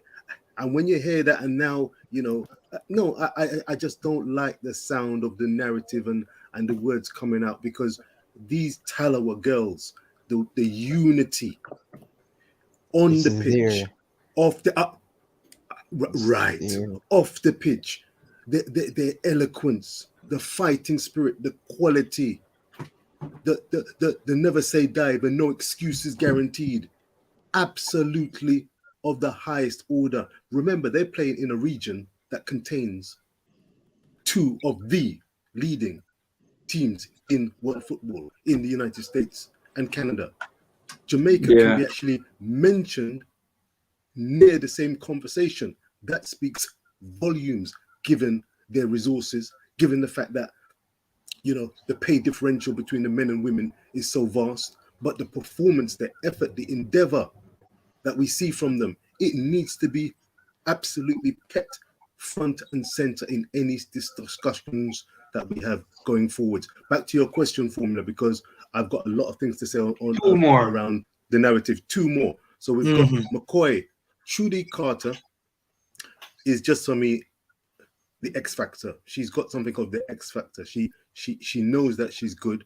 She shows it, and she can turn and do things that I think light up a game, and I like that, and I've seen that. The third one, no, sorry, sorry, Khadija Shaw, Bunny Shaw. She may not have been in prime form, maybe carrying a knock, who knows? But again, no excuses guaranteed. Cutting edge, the hardest thing in football is to score a goal. And I can already see people are getting nervous about Jamaica actually qualifying from the first round. Why? Because to score a goal is arguably the hardest thing to do in football. So, a Jamaican team that scored 6 goals against Grenada, they've got Cayman coming up on April 9th, expected to win. How do we know that? Because the likes of Khadija Shaw are around. They can put the ball in the back of the net. people are getting nervous about that game, and then, but more so, the Dominican Republic fixture. Why? Because if things remain as they are, and Dominican Republic are positive and remain unbeaten, and Jamaica likewise, it may come down to a 1v1 playoff. And there are people who are almost readying up some excuses, suggesting that Dominican may beat Jamaica or draw against Jamaica, which would mean Dominican Republic would go through. I've not heard about what does it come down to. Is it Jamaica versus Dominican? Is it against the two teams and their results against each other? Or if it's just goal difference overall? Maybe Crystal can tell us how the land lies there. But yes, Khadija Shaw, McCoy, and Trudy Carter, for me, amongst a series of outstanding performances, in my opinion. You can only play who you're up against, so there's much more to come. But those three for me. Yeah, we're going to talk about Dam Rep, very, very shortly. That is the last topic of discussion for the night, because I think it's important that we touch on Dam Rep a bit. All right. I don't think Shavan gave me his top three. He gave you your Yeah, I three. did, man. He I did, gave man. me. Oh yes, the Suebi was one. Soebi The sisters and McCoy. sisters. The Suebi sisters. Yeah. McCoy, Formula, what about caught you? them as one. Yeah, Not blame yeah, your that's formula. yeah, A like package. yeah. It's a I package. meant the two girls. So what say you? We're waiting for you and Crystal's three. Crystal, ladies before gentlemen. I like So, that. Very, very slick. Crystal going through first. Taking a few things into consideration. My three players, obvious one would be McCoy, coming in as a makeshift utility player. I think she held her head incredibly high. She wasn't a cause of concern. She fitted in like a missing puzzle, silky smooth, gave a tremendous account of herself. My second player is Campbell, given that she's not been able to play for a club for some time now. I was a little bit worried for her, thinking, are you going to have the legs to actually see through this game, that opening match against Bermuda? And she did. And, we spoke about Campbell in the preview of the game and saying that, the reason why she's been included is because of age and experience. I think a player like Campbell, you can say she's a bit like fine wine. You know what to expect. Some players just get better with age, like class is permanent. And you saw that from Sashana Campbell. So I love that. And one player that has been receiving heaps and heaps of criticism, and it's just ridiculous at this point, so early into the qualifiers, is Bunny. Thought Bunny stood up to be accounted. Like I said, she was all across the front three there, be it on the left, central, and also on the right at times. She was also in defense. I don't know if a lot of people picked up on that, but she was in defense. And the pivotal thing about Bunny there was silent performance, but her performance at the end spoke the loudest. She's the captain. She's the one that's supposed to get you over the line. She's the one that's supposed to say, here we are. And she answered on both occasions.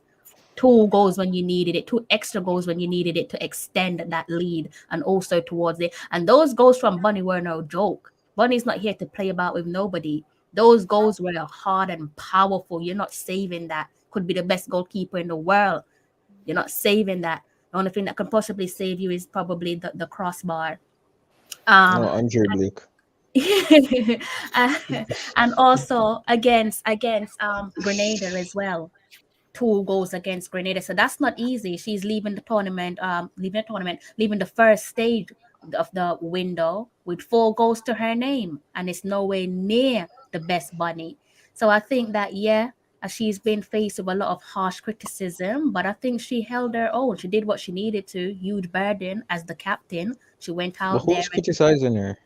People were saying that she should have scored more goals. Yeah. You have some critics.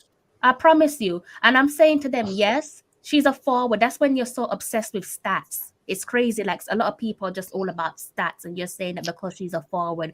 I don't know what were they expecting Bunny to score 10 goals over the past over the 2 string of games. You have to take things into consideration. And the thing is, she took on extra responsibility. You could sit here and argue and say, but she's the captain, so therefore she should. Not every captain carries that captain's armband with tremendous respect like her. Like I said, roaming across the front three, going left, going middle, going right, doing defensive duties. She did what was asked of her, which was to score the goals. So yeah, but she is facing a few unfair criticism, in my opinion. Well said, Crystal. Honestly, Well when said. Jamaicans are criticized a football player, I mean, I don't listen to them because. But that's what happens, Shab, when you don't watch the game. When you don't watch the game and you don't know about the team, it's easy to just talk nonsense, especially if your football brain isn't switched on. Maybe they don't even have a football brain. Maybe a football brain just isn't a thing for a lot of people. But You bare know, minimum, do your homework. like, exactly. All right, it's off topic. No, not off topic. I remember one time I was watching when the Premier League was sponsored by another company. There was this particular striker. He took like about 20 odd shots for the entire game. All of his shots hit the billboard at the back behind the goal. And like he scored one. And then everyone was saying that, yeah, man, a big strike. And I'm like, man, take 20 shot, brother, and one going and say a big striker. You've echoed this, and a lot of people have told me, a few of my friends, is don't take Jamaican football fans serious, and I think that's something that we all need to bear in mind. It's why I said the best content comes from people who do their homework and people who are educated. If you're trying to have a sensible conversation where reasoning is the central focus. If there's no homework there, no football brain there, and no desire to even challenge within reason, then you're going to be left banging your head against the wall. And also, someone said that it's a new coach, it's his first match. That literally was his first match. What are you expecting? I don't understand. Crystal, we need to touch on that. I know Formula, you've got your three to come. No, I man, don't go know if through, you're man. going to, full respect. Crystal, can you shed some light? This is one of the reasons why I hopped on this evening. There's an overlap, and Formula and Chevron, you can also jump in regarding this. Vin and his coaching skills, acumen, ability, talent. Is there anything that we need to you said that you love? Is there anything that we need to be aware of in terms of fill me in on what I want? Before was I'm not really Busby sure and where now that Vin. What I want? conversation is going, but I'm still trying to figure out Vin Blaine for myself, respectfully saying so. The only thing that I've picked up on from Vin Blaine is his attention to detail, because that's something that he's clearly touched on all of his press conferences thus far. Seems to be obsessed with attention to detail. That's why when he was saying that he don't know nothing about Bermuda, I thought you're just playing your cards close to your chest here. Surely you would, because he spoke very boldly and he was speaking with a lot of pride, saying that not only is he trying to watch the women's team play, but when he's calling up a player, he's speaking to their coaches. So he's going above and beyond within limited time, trying to utilize his resources. I thought, okay, because you can know one thing about a player when you are watching them, be it on TV or in person, but their manager knows them. Your manager, your club manager knows you better than your national team manager, because they see you every single day in training. So I thought that was him trying to like generate a bit of extra details on a variety of player. So that's something that I've picked up on. I also like the message that he's trying to send across. He said that he wants the forward plan, paraphrasing, he wants the forward plan to include Jamaican local products. So that tells me that perhaps he might be pressing on the necks or stepping on the necks of the federation to say you need to do better where grassroots football is concerned for the women's team. You need to bring back the league. I know that's something that he's passionate about. He wants to bring back women's football, competitive women's football in Jamaica. So Bobby can load up some side 20 and 30 nil Crystal. So those are the few. And Blaine look like big coach. So that's I'm playing. So that's the thing that I've picked up on with Vin Blaine, that he's trying to like tap into attention to detail, freedom, and respect. He touched on respect. Wanting his players to respect him, but more importantly, he said that respect is a two-way thing. So that basically is him saying, I can't expect you to respect me if I don't respect you. You could see that in the opening game, because it was he basically gave them license to roam free. And without him saying that in the press conference, you could clearly see that the players had license to roam free. So there you go. That's the manager saying that I trust you. I'm giving you the confidence to go out there and express yourself. That's a lot better than my coach or my manager saying I'm going to micromanage you. When you micromanage a person, you stifle their creativity. So that's a few things that I've touched on with Vin Blaine, but I don't know. I don't know how you guys have picked what you guys have picked up on from Vin Blaine, but that's what I've picked up on from him so far. All I have right. no So comment. Because I don't know. Maybe you guys know him better than I do, but I don't. Maybe you guys know something that I don't. You two really, things. hey, come in, Formula, because Siobhan, I was wondering if you can make him get away with this no comment business. I mean, he's entitled to say no comment. That can speak volumes. Yeah, the But man, you come the in the man, meantime if you want to. the Siobhan, man you No. the man. No Oh, comment. you repeat it slowly. No The comment. man, the All man right, all right. entitled to his Fifth Amendment rights. Sir Yeah, man. Richard. Come That's on. cool. That's cool. Of course. Come in, Formula. Do you have anything to pipe up with, sir, regarding All Vin right. and the current leadership of the So, team? by the way, guys, smash the like button, guys. As always, smash the like button. Free and easy way to Please. support. Two things. One, I'm gonna list out my three, and then I'm gonna touch on Blaine. Right. So the three players that I was mostly impressed with was obviously Bunny Shaw, right? Top quality, top notch player. I mean, she's just a combination of everything. Like she's like a very complete forward, right? And I think world football is moving in that direction. You know, of players that are complete, right? Complete footballers. She has the skill, you know, she has the technical ability, she has the pace, she has the power, right? Just a monster, man, just a beast. I mean, even that goal where she played Jody Brown in behind, right? Flick it over a Grenadian head, right? Pass the Grenadian defender in a flash and, you know, scoring goals, assisting goals. She's just a monster, man, honestly. You know, without Bunny Shaw in this team, our prospects would not be as bright. Right, and that's something that we kind of need to touch on as well too. You know, I don't know how Crystal feels about this in terms of the coverage for Bunny. You know, do we have a player that can come anywhere close to? Well, yes, McCoy. You know, but isn't McCoy more of a wing forward more than actual? I mean, I know she can play through the middle as well, but and she's kind of slightly different to Bunny Shaw in terms of a different dynamic to what she brings. You know, so but Bunny Shaw is amazing, and then Kayla McCoy, like yo, this girl is a wicked footballer, man. She is yo. Vin Blaine told the story. He looked at her and he said, "You're a forward, right?" She said, "Yes." All right, you're gonna be my number 6. I would love to know what about Kayla McCoy did he look at and see that, you know, this young lady could do a job for him as a number 6. And again, Formula, sorry to chime in Yeah, and man, no problem. interrupt you. Again, that comes down to attention to detail. The fact that he's saying that he's having conversation with their coaches. You had 1.5, unless you were absolute genius. What did you see in 1.5 training session? Remember, the first training session was about getting the players' legs moving. The second training session was about tactical approach. So what did you he must be a fast learner then, if that's the case. Right, because he says that he's having conversation with the coaches, so clearly he might have even been put in a position where the coach might said to him that you can utilize her in that position if needs be. And it's also a possibility that he could be watching the players at their clubs as well and picking up on a number of things. Absolutely.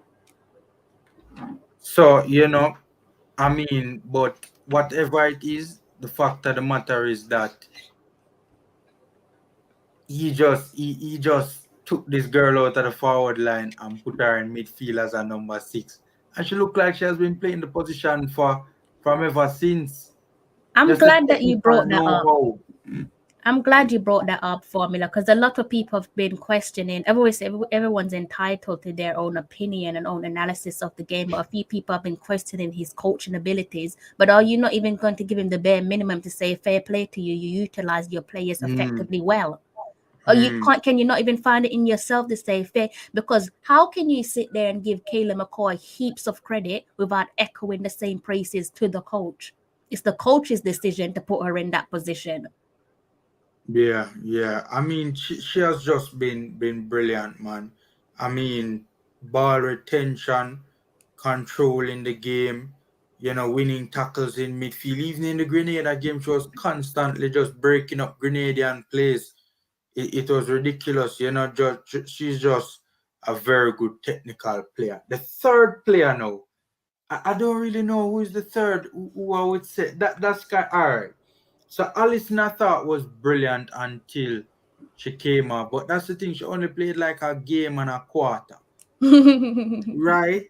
I think Chantel was good except for the one goal that we conceded. I think she has some some of the fault lays at her feet as well. She showed the player onto her stronger foot and allowed her to cut in.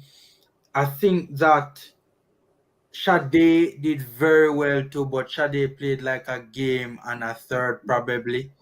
I'm gonna go with Asha though, because Asha played the 2 full games, and I think she played the 2 full games very, very well. So my 3 are McCoy, Bunny, and Asha. As for the Blaine, the Blaine issue, and then we get to the damn rep. I did promise Crystal an hour and a half, and we're gonna hour. Formula, please stop saying that. Come on, you've given me probably close to 10 hours this week, if not even more. So this is nothing for me. It's nothing for me. So, all right. So with Vin Blaine now, what I've seen so far in terms of on the pitch, I'm fully impressed with personally, right? Because yes, you can say that it's against lesser opposition, but there's still some things that you want to see that you see that it doesn't matter the quality of the opposition, you might not see it. And the mere fact that you see it is an indication that Vin Blaine does have something about him.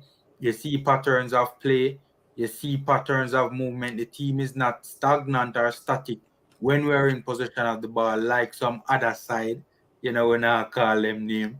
See, you know, you see tactics, I mean, you see forward intent, and you see the constant desire to keep on going, right? We scored 3, we're up 3, we're up 4, we're constantly trying to get more. You see the aggression, you see like I really love the intensity, right? The intensity and just the mindset of these girls, right? So I personally I don't understand what the big hullabaloo is all about when it comes to Vin Blaine.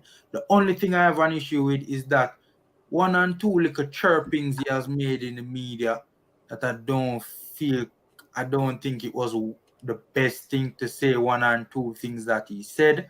But apart from that, on the field, I am impressed thus far. So, let's hope that he can keep it up. I just want to echo what I've said, that it is bizarre that a lot of people can credit Kayla McCoy. Kayla McCoy deserves heaps of praises, but if you're going to credit a player that was utilized in a makeshift position and she did it outstandingly well, you have to also spread that praise over to the gaffer, because the gaffer is the decision maker. So again, it's that people can say that he's not a good coach, but what about the players that he utilized? What about them? And also game management. Because I said on my live when I was watching the Bermuda match, I was like, I'm expecting a substitute round about the 60-minute mark. Looked at the clock, lo and behold, 60-minute mark, he's making a change. Yeah, you can't really knock his substitutions. And then part of his substitutions as well is to see players as well. And I think he struck a very good balance where bringing on subs to impact the game is concerned, but also bringing on subs because he wants to see players, right? Van Zanten didn't feature in the Grenada game, And I don't think it was because he was not impressed with what she did in the Bermuda game, but he wanted to see someone else, you Yeah. know. So I don't really I don't understand why people are don't think that. So far I think he has been decent thus far. Yeah, it's an interesting one, and just to touch on the plays. I think the plays that he brought in were like for like substitutions. So I think, yeah, that was a smart move from him, but I think more so by doing so, you keep calmness in the dressing room because you don't want to upset players. Remember, if players are traveling for 8 to 9 hours, sometimes 10, 12 hours, you want minutes under your belt. Even if it is Yeah, 5, 10 minutes, you want minutes, you want to yeah, show of appreciation. yeah. You want to be able to feel like you're part of the team. You don't want no player leaving and saying, I didn't even get to play. Like, does the gaffer not like me?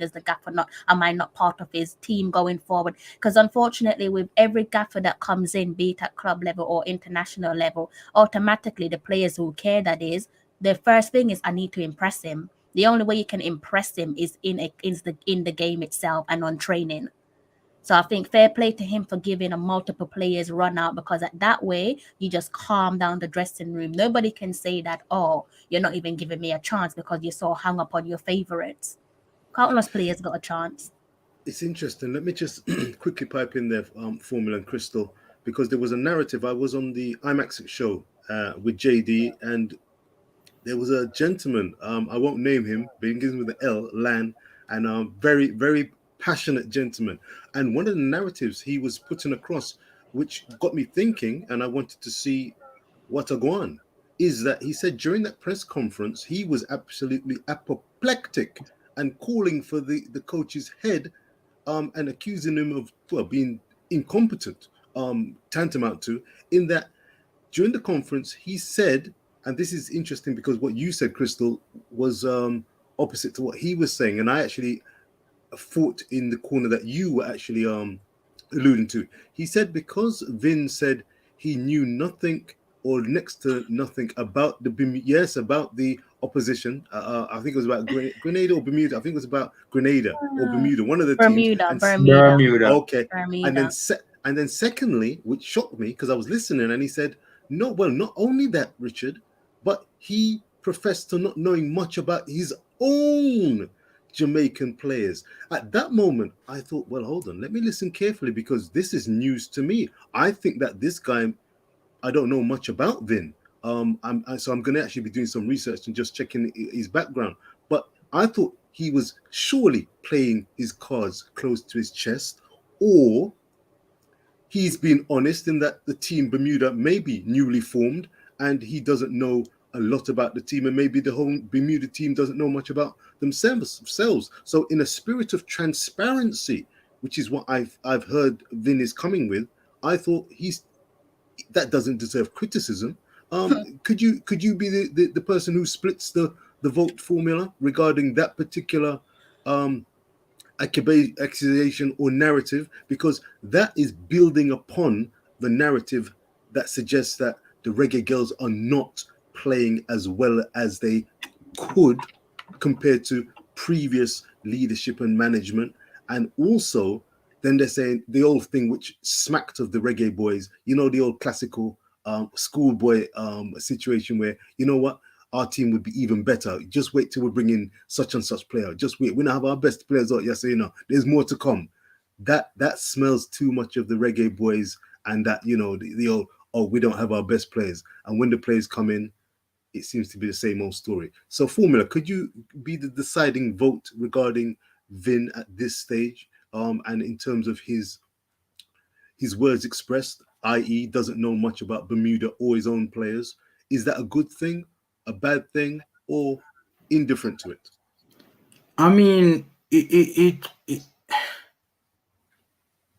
could be mind games, right? It could be interpreted. It could be interpreted from multiple different vantage points, and that's the thing. But I do agree that you know the gaffer has said some things that I really and truly don't think was the best thing to say.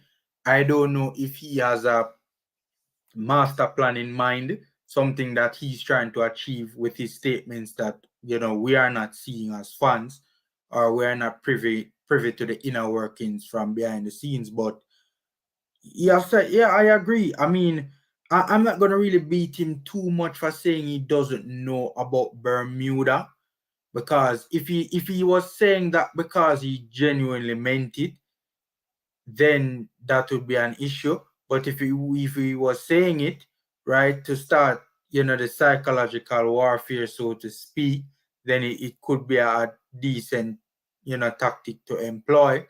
But there have been some things like I was listening to his press conference before the Bermuda game, and I was saying to myself, I mean, how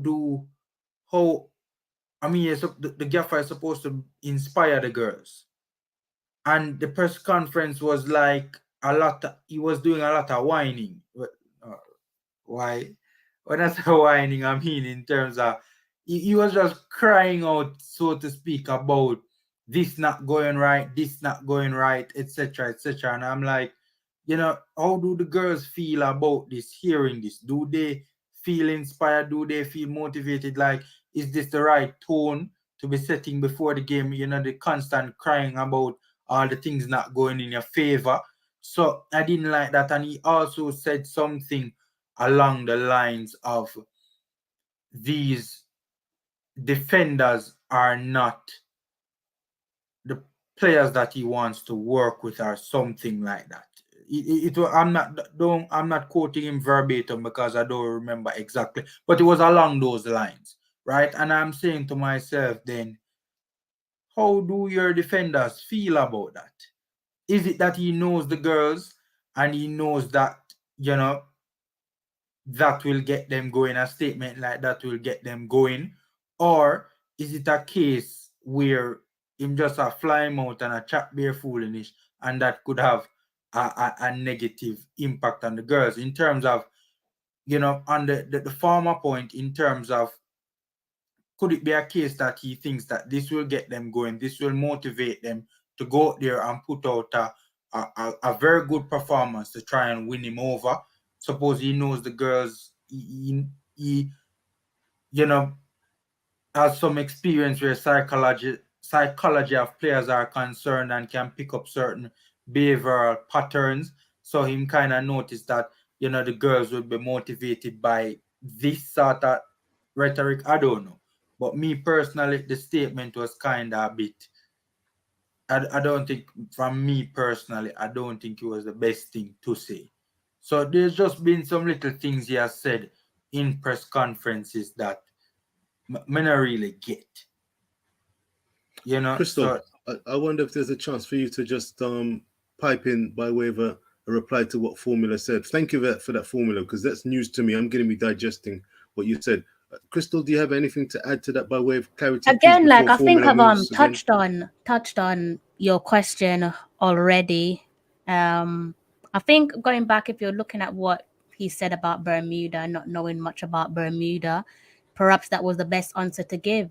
Because had he said that I know everything about Bermuda, people would crucify him. If you know everything about Bermuda, then you should have, like, those digits should have been in you should have been in 12 in 2-digit figures. That's what the bulk of the football fan base would have said. So this man's not going to set himself up for failure. No way is he going to be setting up himself for failure. And I think it's one thing about him is the consistency in what he has said so far in terms of the defense. And I thought to myself, fair play to you, because again, it comes back to attention to detail, because he said that he was watching the team play. So he watched the team, and he brought up the game against United States. I think we lost 4-0 in the United States summer series back in the summer. And he said that, yes, he did highlight the defensive fragility, and rightly so, but he also ended it on, at some point, Jamaica can beat the likes of the USA. And he's saying that, why shouldn't we be saying that we can beat the likes of the USA? I think as a player, that's what you want to hear coming from your manager. You want to hear that added bit of confidence. Your manager saying that you can go toe to toe with the best in the world. And the players them know that. They know that if you're saying that to the players from early doors, and lo and behold, they meet a United States, and the United States have a off game, then they're there for the taking, because your manager already told you before the competition started that you can go neck and neck with them.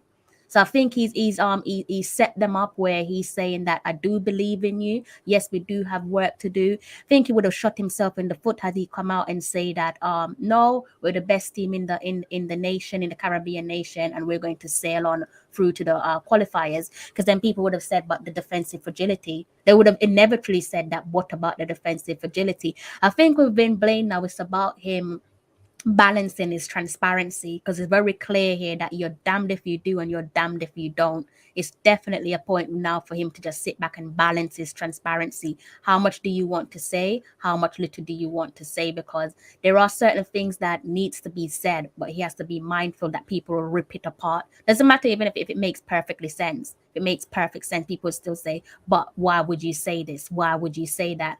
And so on. But yeah, it's an interesting one, because I think over the years we've always wanted transparency. And maybe when he talks about certain things, maybe that's him trying to say, hey, have a look at what should have been done beforehand. He came into a team where effectively we all know that the defense was the problem. So whilst Vin Blaine wasn't around, or whilst we had periods, there was a period where the Reggae Girlz weren't playing. Apparently that was down to the pandemic. Funny that, because we saw other nations across the world playing during the pandemic, adapting to their surrounding.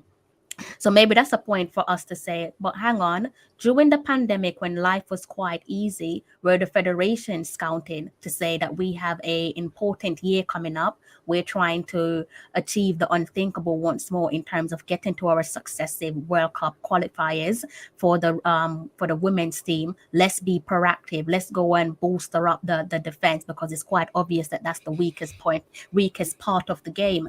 So I think had he done that, perhaps people would have looked across to the federation. I saw an article, I think it might have been in the Jamaica Gleaner, with the headline where Khadija Shaw weighs in on the Reggae Boys. And I think she said something like, it doesn't start with our players, it starts with our federation.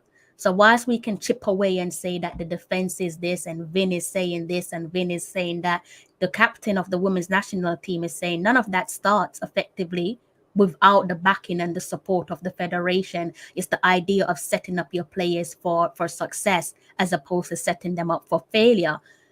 Because they're giving each coach on the women's side and on the men's side, you're making life twice as difficult for them. Thankfully, the Reggae Girlz are good in squad depth, whereby which a few of your pivotal players are out, and you can still go out there and get a win, and a solid win as well. So it's an interesting one. I think the opinions on Vin Blaine is going to range. Some people are going to be on his side, some people not going to be on his side, and it is what it is. Him coming out and saying that he doesn't know his team, I mean, that's in the grand scheme of things, that's not unusual for a gaffer, interim gaffer, to come in and say, I don't know my team.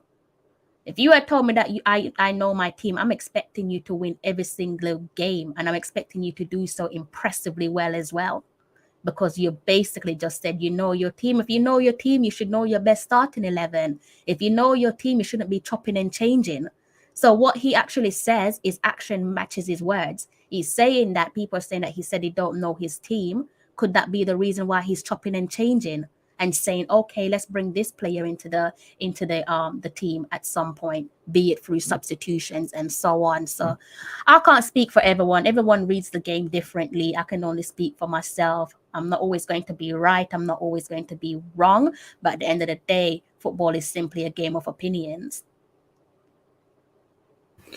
Well said, Crystal. Well said. I think the debate will rage on. The level to which it rages on, I think, may ultimately depend on if the Reggae Girlz get successfully through this round and then qualify in the top two or the intercontinental playoff. But again, I'm just wishing the Jamaican Reggae Girlz the very best of luck. I love how they've come across thus far, and it's been a pleasure watching them and getting to know about the players going forward. Formula, what say you? What have we got now? I know there's a Dominican Republic aspect you want to touch on, but go ahead, sir.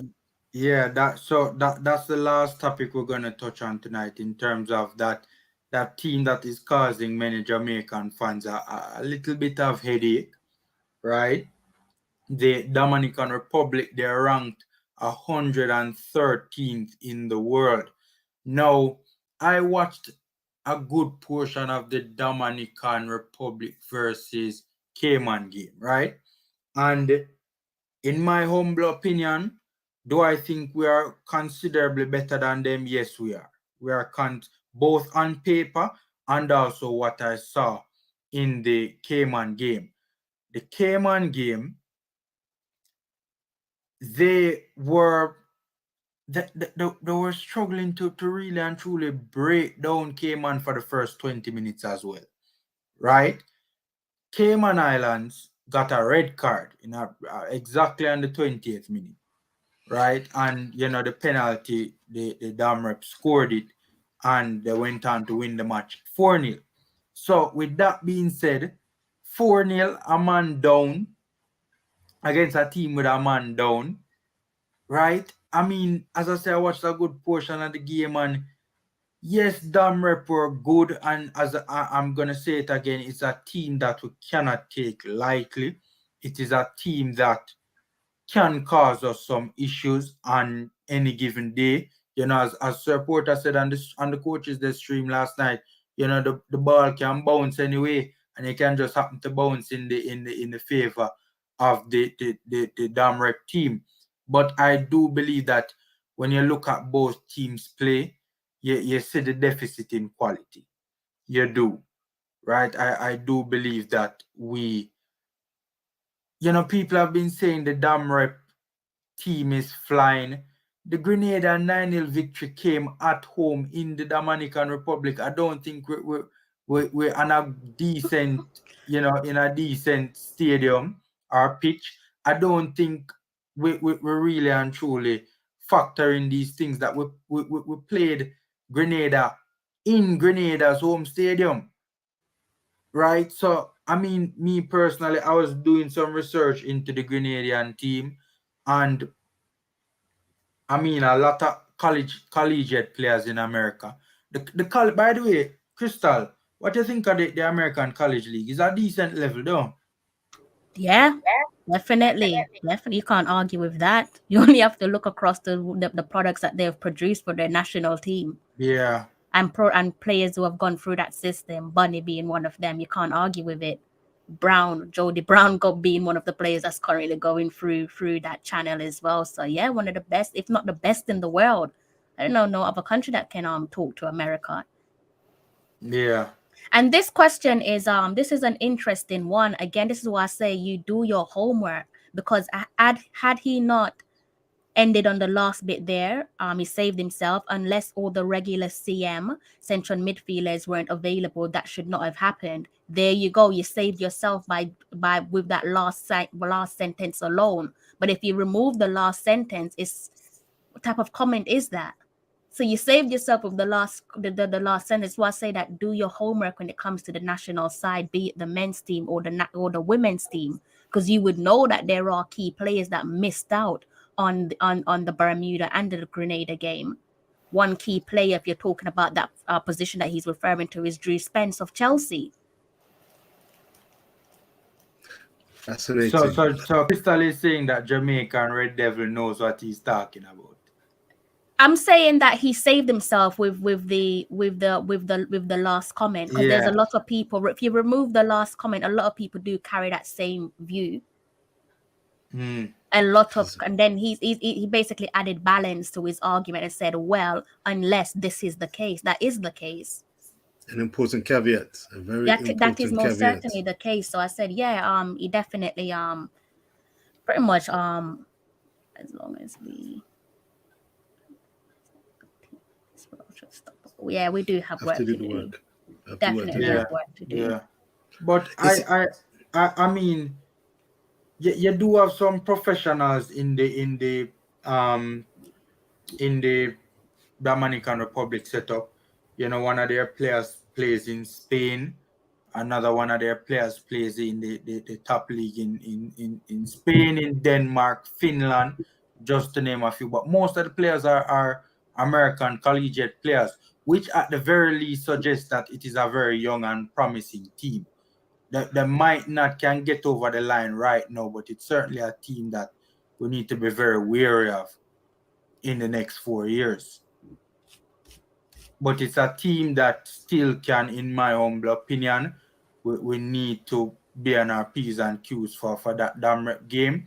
Yes, we are the better team. I think there's a good gap between both teams, but it's a team that, if the ball bounces in their favor, they're good enough to be able to capitalize on it. So we need to bear that in mind. Crystal, you have any words on that, Rep? The thing is, I think it's just do your homework. Do your homework. That's all it takes before you share your opinions. Do your homework. Don't just go in all high and mighty and saying because Jamaica are the superior team, they're winning everything and they're giving each team an absolute hammering. Do your homework and put some respect on the other nations as well. Because despite losing against us, Bermuda and Grenada can walk off that pitch with their head high. Especially Grenada. Especially, they got a fight in them. They've got a fight. You're struggling when both teams approach the game is to sit back and defend and stifle out your creativity. They've made life a tad bit difficult for you, and made rightly the game so. scrappy. Made Exactly, the game very scrappy. exactly. They weren't there. Very to good be game toyed with. management to Crystal. Very Good game management. management. Yeah. Even with Grenada, time wasting towards the end, I hated it, but I was like, fair play to you. Because if I was in your position, I'll do the same thing. And by time wasting, Grenada is clever. By time wasting, what they did was every time we started to string a few passes together, they would sit back and time waste. That stop your rhythm. Stop your rhythm. Stop you in your stride. So I thought, wow. Start all over again. Start all over again. You thought that you're going to be stringing passes together and run rings around us? No, we're stopping it. So, fair play to Grenada. They had a tactical approach. It's just that they didn't execute it well, but at least they tried.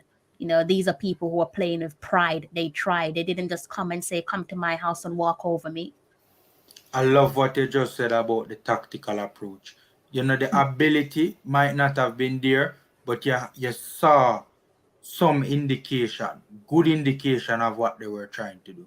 Yeah. And I like I said, if the shoe was on the other pitch, I'll be loving it, saying yes, good for it. Imagine this was against Bermuda and we're winning, and then the girls are time wasting. You're saying good game management, time waste, knock them off their stride. That's effectively what Grenada did to us. Grenada weren't fancying another humiliating defeat. And in the grand scheme of things, while 6-1 is a powerful victory, but I don't think it's one that solely reflects on how Grenada played. I don't think it's an embarrassing scoreline. I think you could walk in their changing room and each player can shake each other's hand and say that, yeah, fair play. They are the better team. They were supposed to beat us by a margin.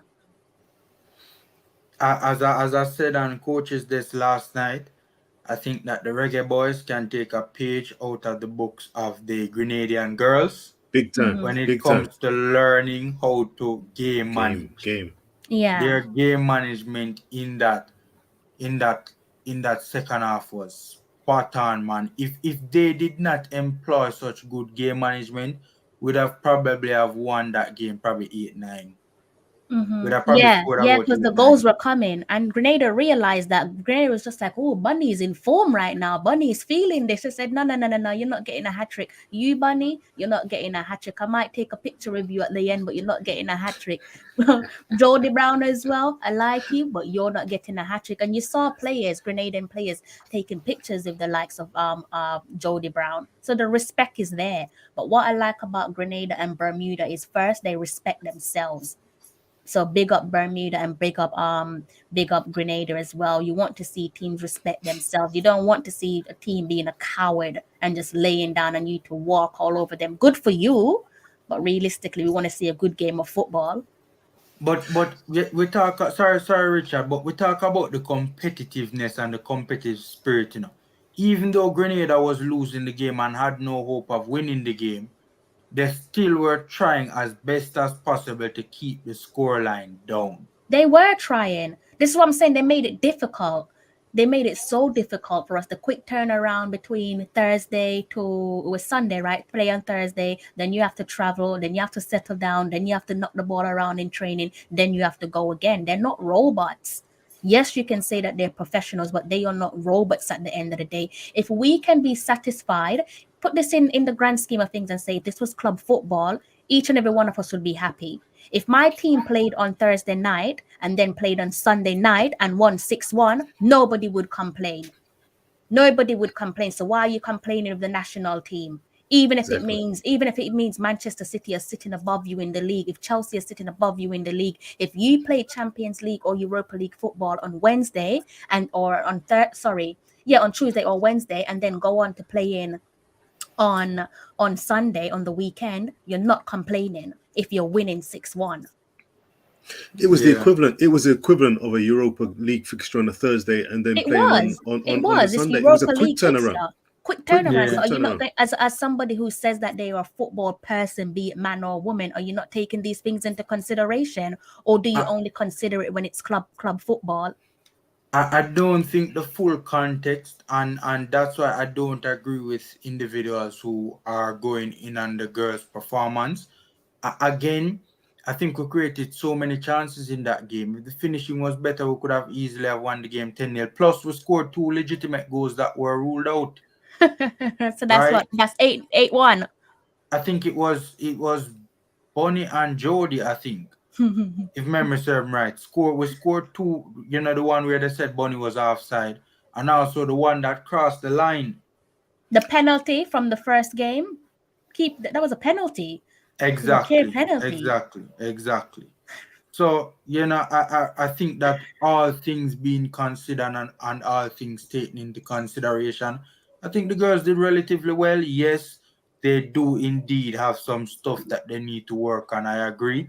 But I think, these 2 games were served as 2 games, are served as very well in terms of getting the cobwebs out. And I think the girls did relatively well. I honestly think they the girls did. did relatively I well. think they did. I can flip the script and say, actually, sorry, Richard, go on. Thank you, Krista. Well, regarding the Dominican Republic, that first game, I mean, terrific scoreline. Who wouldn't take a 9-0? But there must have been butterflies in the stomachs of that Grenadian team as away from home. So that 9-0, it's a combination there. I mean, Dominican Republic must have been absolutely elated with that performance. And you did notice one of the big changes from that game for Grenada to the game against Jamaica. The goalkeeper. They changed that goalkeeper. It wasn't the same goalkeeper. She had a nightmare. That whoever that goalkeeper was, Butterfingers, it was very difficult to watch. This young shopkeeper.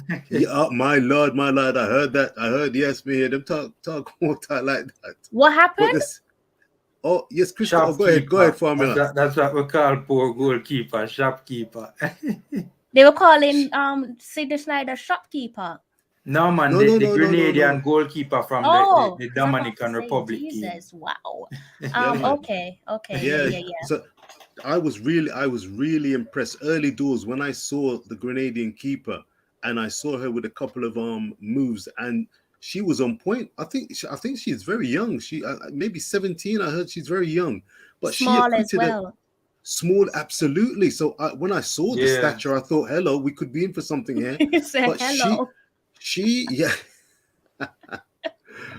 But she acquitted herself really, really well, and the Grenadians, they were really up for it. I mean, Vin has got some connection. I think he was one of the founders in terms of developing the program over there. So he might have been conflicted, but the Jamaican girls were intent on doing what they had to do. But I think the Grenadian team, they were up for it 110%. So absolutely thumbs up and credit to them for everything they did in that game, considering that they are inferior in terms of talent-wise, experience-wise. But right now, without question or hesitation, I'm not overly concerned with the Dominican Republic. In fact, I welcome, get me now, without question, I'm going to tell you, I welcome the forthcoming challenges ahead. That includes how the Jamaican girls rock up and perform against the Cayman Islands. I've seen a little bit of the Cayman Islands, and to be honest, yeah, it will be job done. We want to avoid injuries.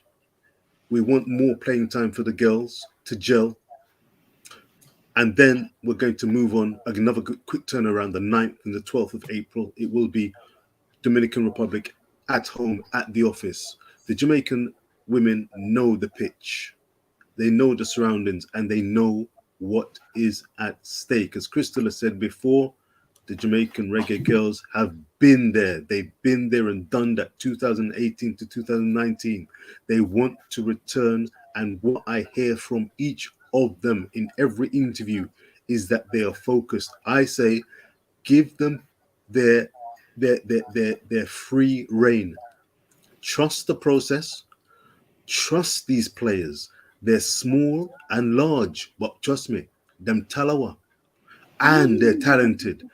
They are talented and hungry to return again. And this is no time for faint hearts. This is no time for faint hearts. So I'm welcoming a return to the fray in April.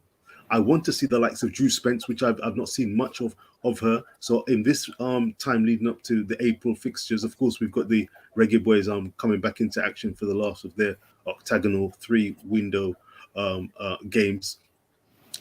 But I want to see the Reggae Girlz really, cut their teeth and get into that fixture, because it's going to be a lively fixture. And trust me, there's going to be a lot of celebrating if the Reggae Girlz get over the line of this campaign, because it's only one will go through. So it's really going to be an exciting time. And I just say, no time for faint hearts. And please don't damningly criticize the team without due reason. They have not done anything, in my opinion, to warrant this level of I'm not going to say disrespect, but if we're footballing fans, Crystal has said it and you've said it, Formula, it's about context and it's about keeping things in perspective.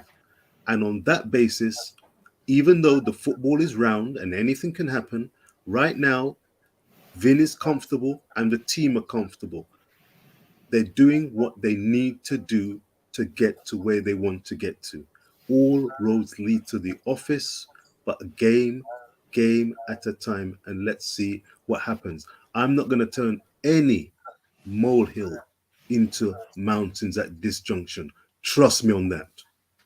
Yeah. I just think that especially in the Grenada game, yes, there's a big gap between both teams, but I don't think we really and truly give Grenada enough credit. I think they played as well as their ability allowed them. I think we don't give them enough credit for their performance in that game. So Definitely.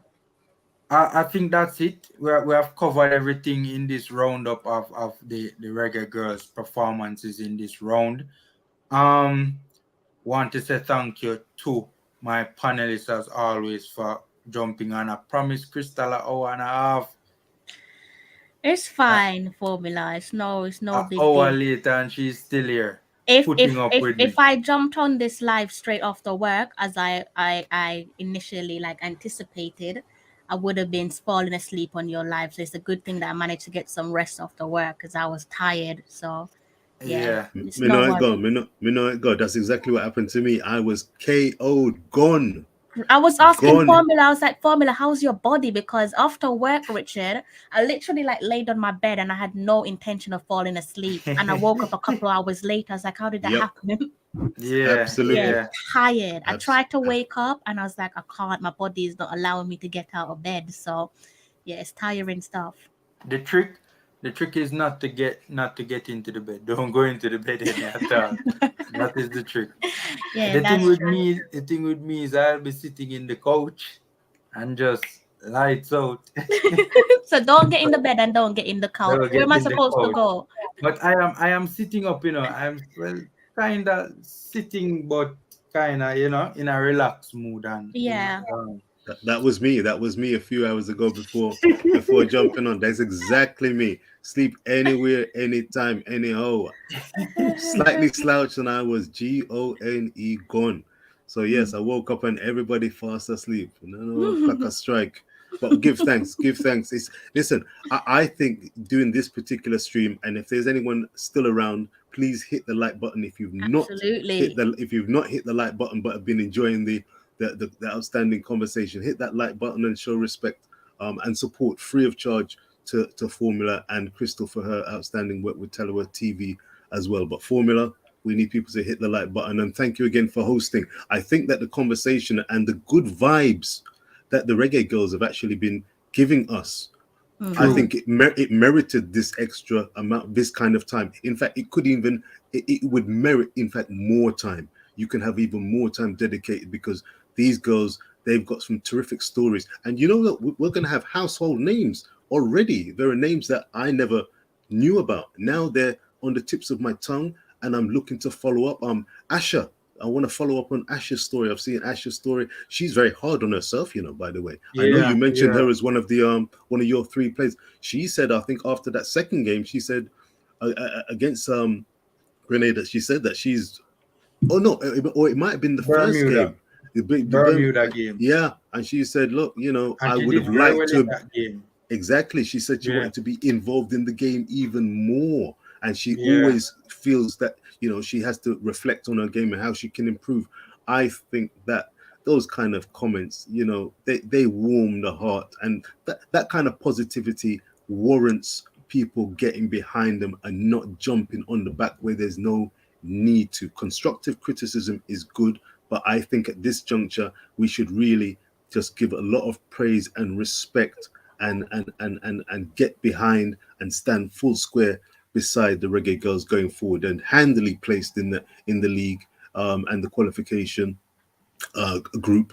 And let's just wait and see when they line up away to Cayman Islands and then back at home for the game against the Dominican Republic. But they've done us really proud, and then I tell you what, they've done themselves proud, and there's more to come. Trust me on that. Yeah, so again, thanks to my panelists, much thanks to Crystal for jumping on, much thanks to Sir Richard for jumping on, and Siobhan was here earlier as well. Siobhan is always a regular on the show, so his contributions are always appreciated. Guys, if you're not familiar with Tallawah TV, I keep on forgetting to put a link in the description before the show start, and telling people at the beginning to go over to your channel and subscribe. I need to get into the habit of doing that. So guys, don't forget me, Formula. Don't forget me, Formula. Pipe up a little bit. Richard Stephen, right? Richard, you got a channel?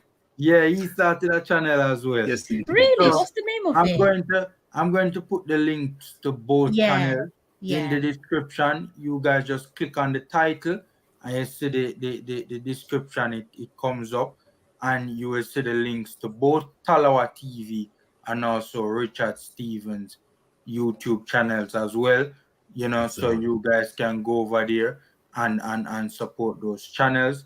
Good content, especially Sir Richard content is a little bit different than anything else in the space, and I think you guys will be entertained.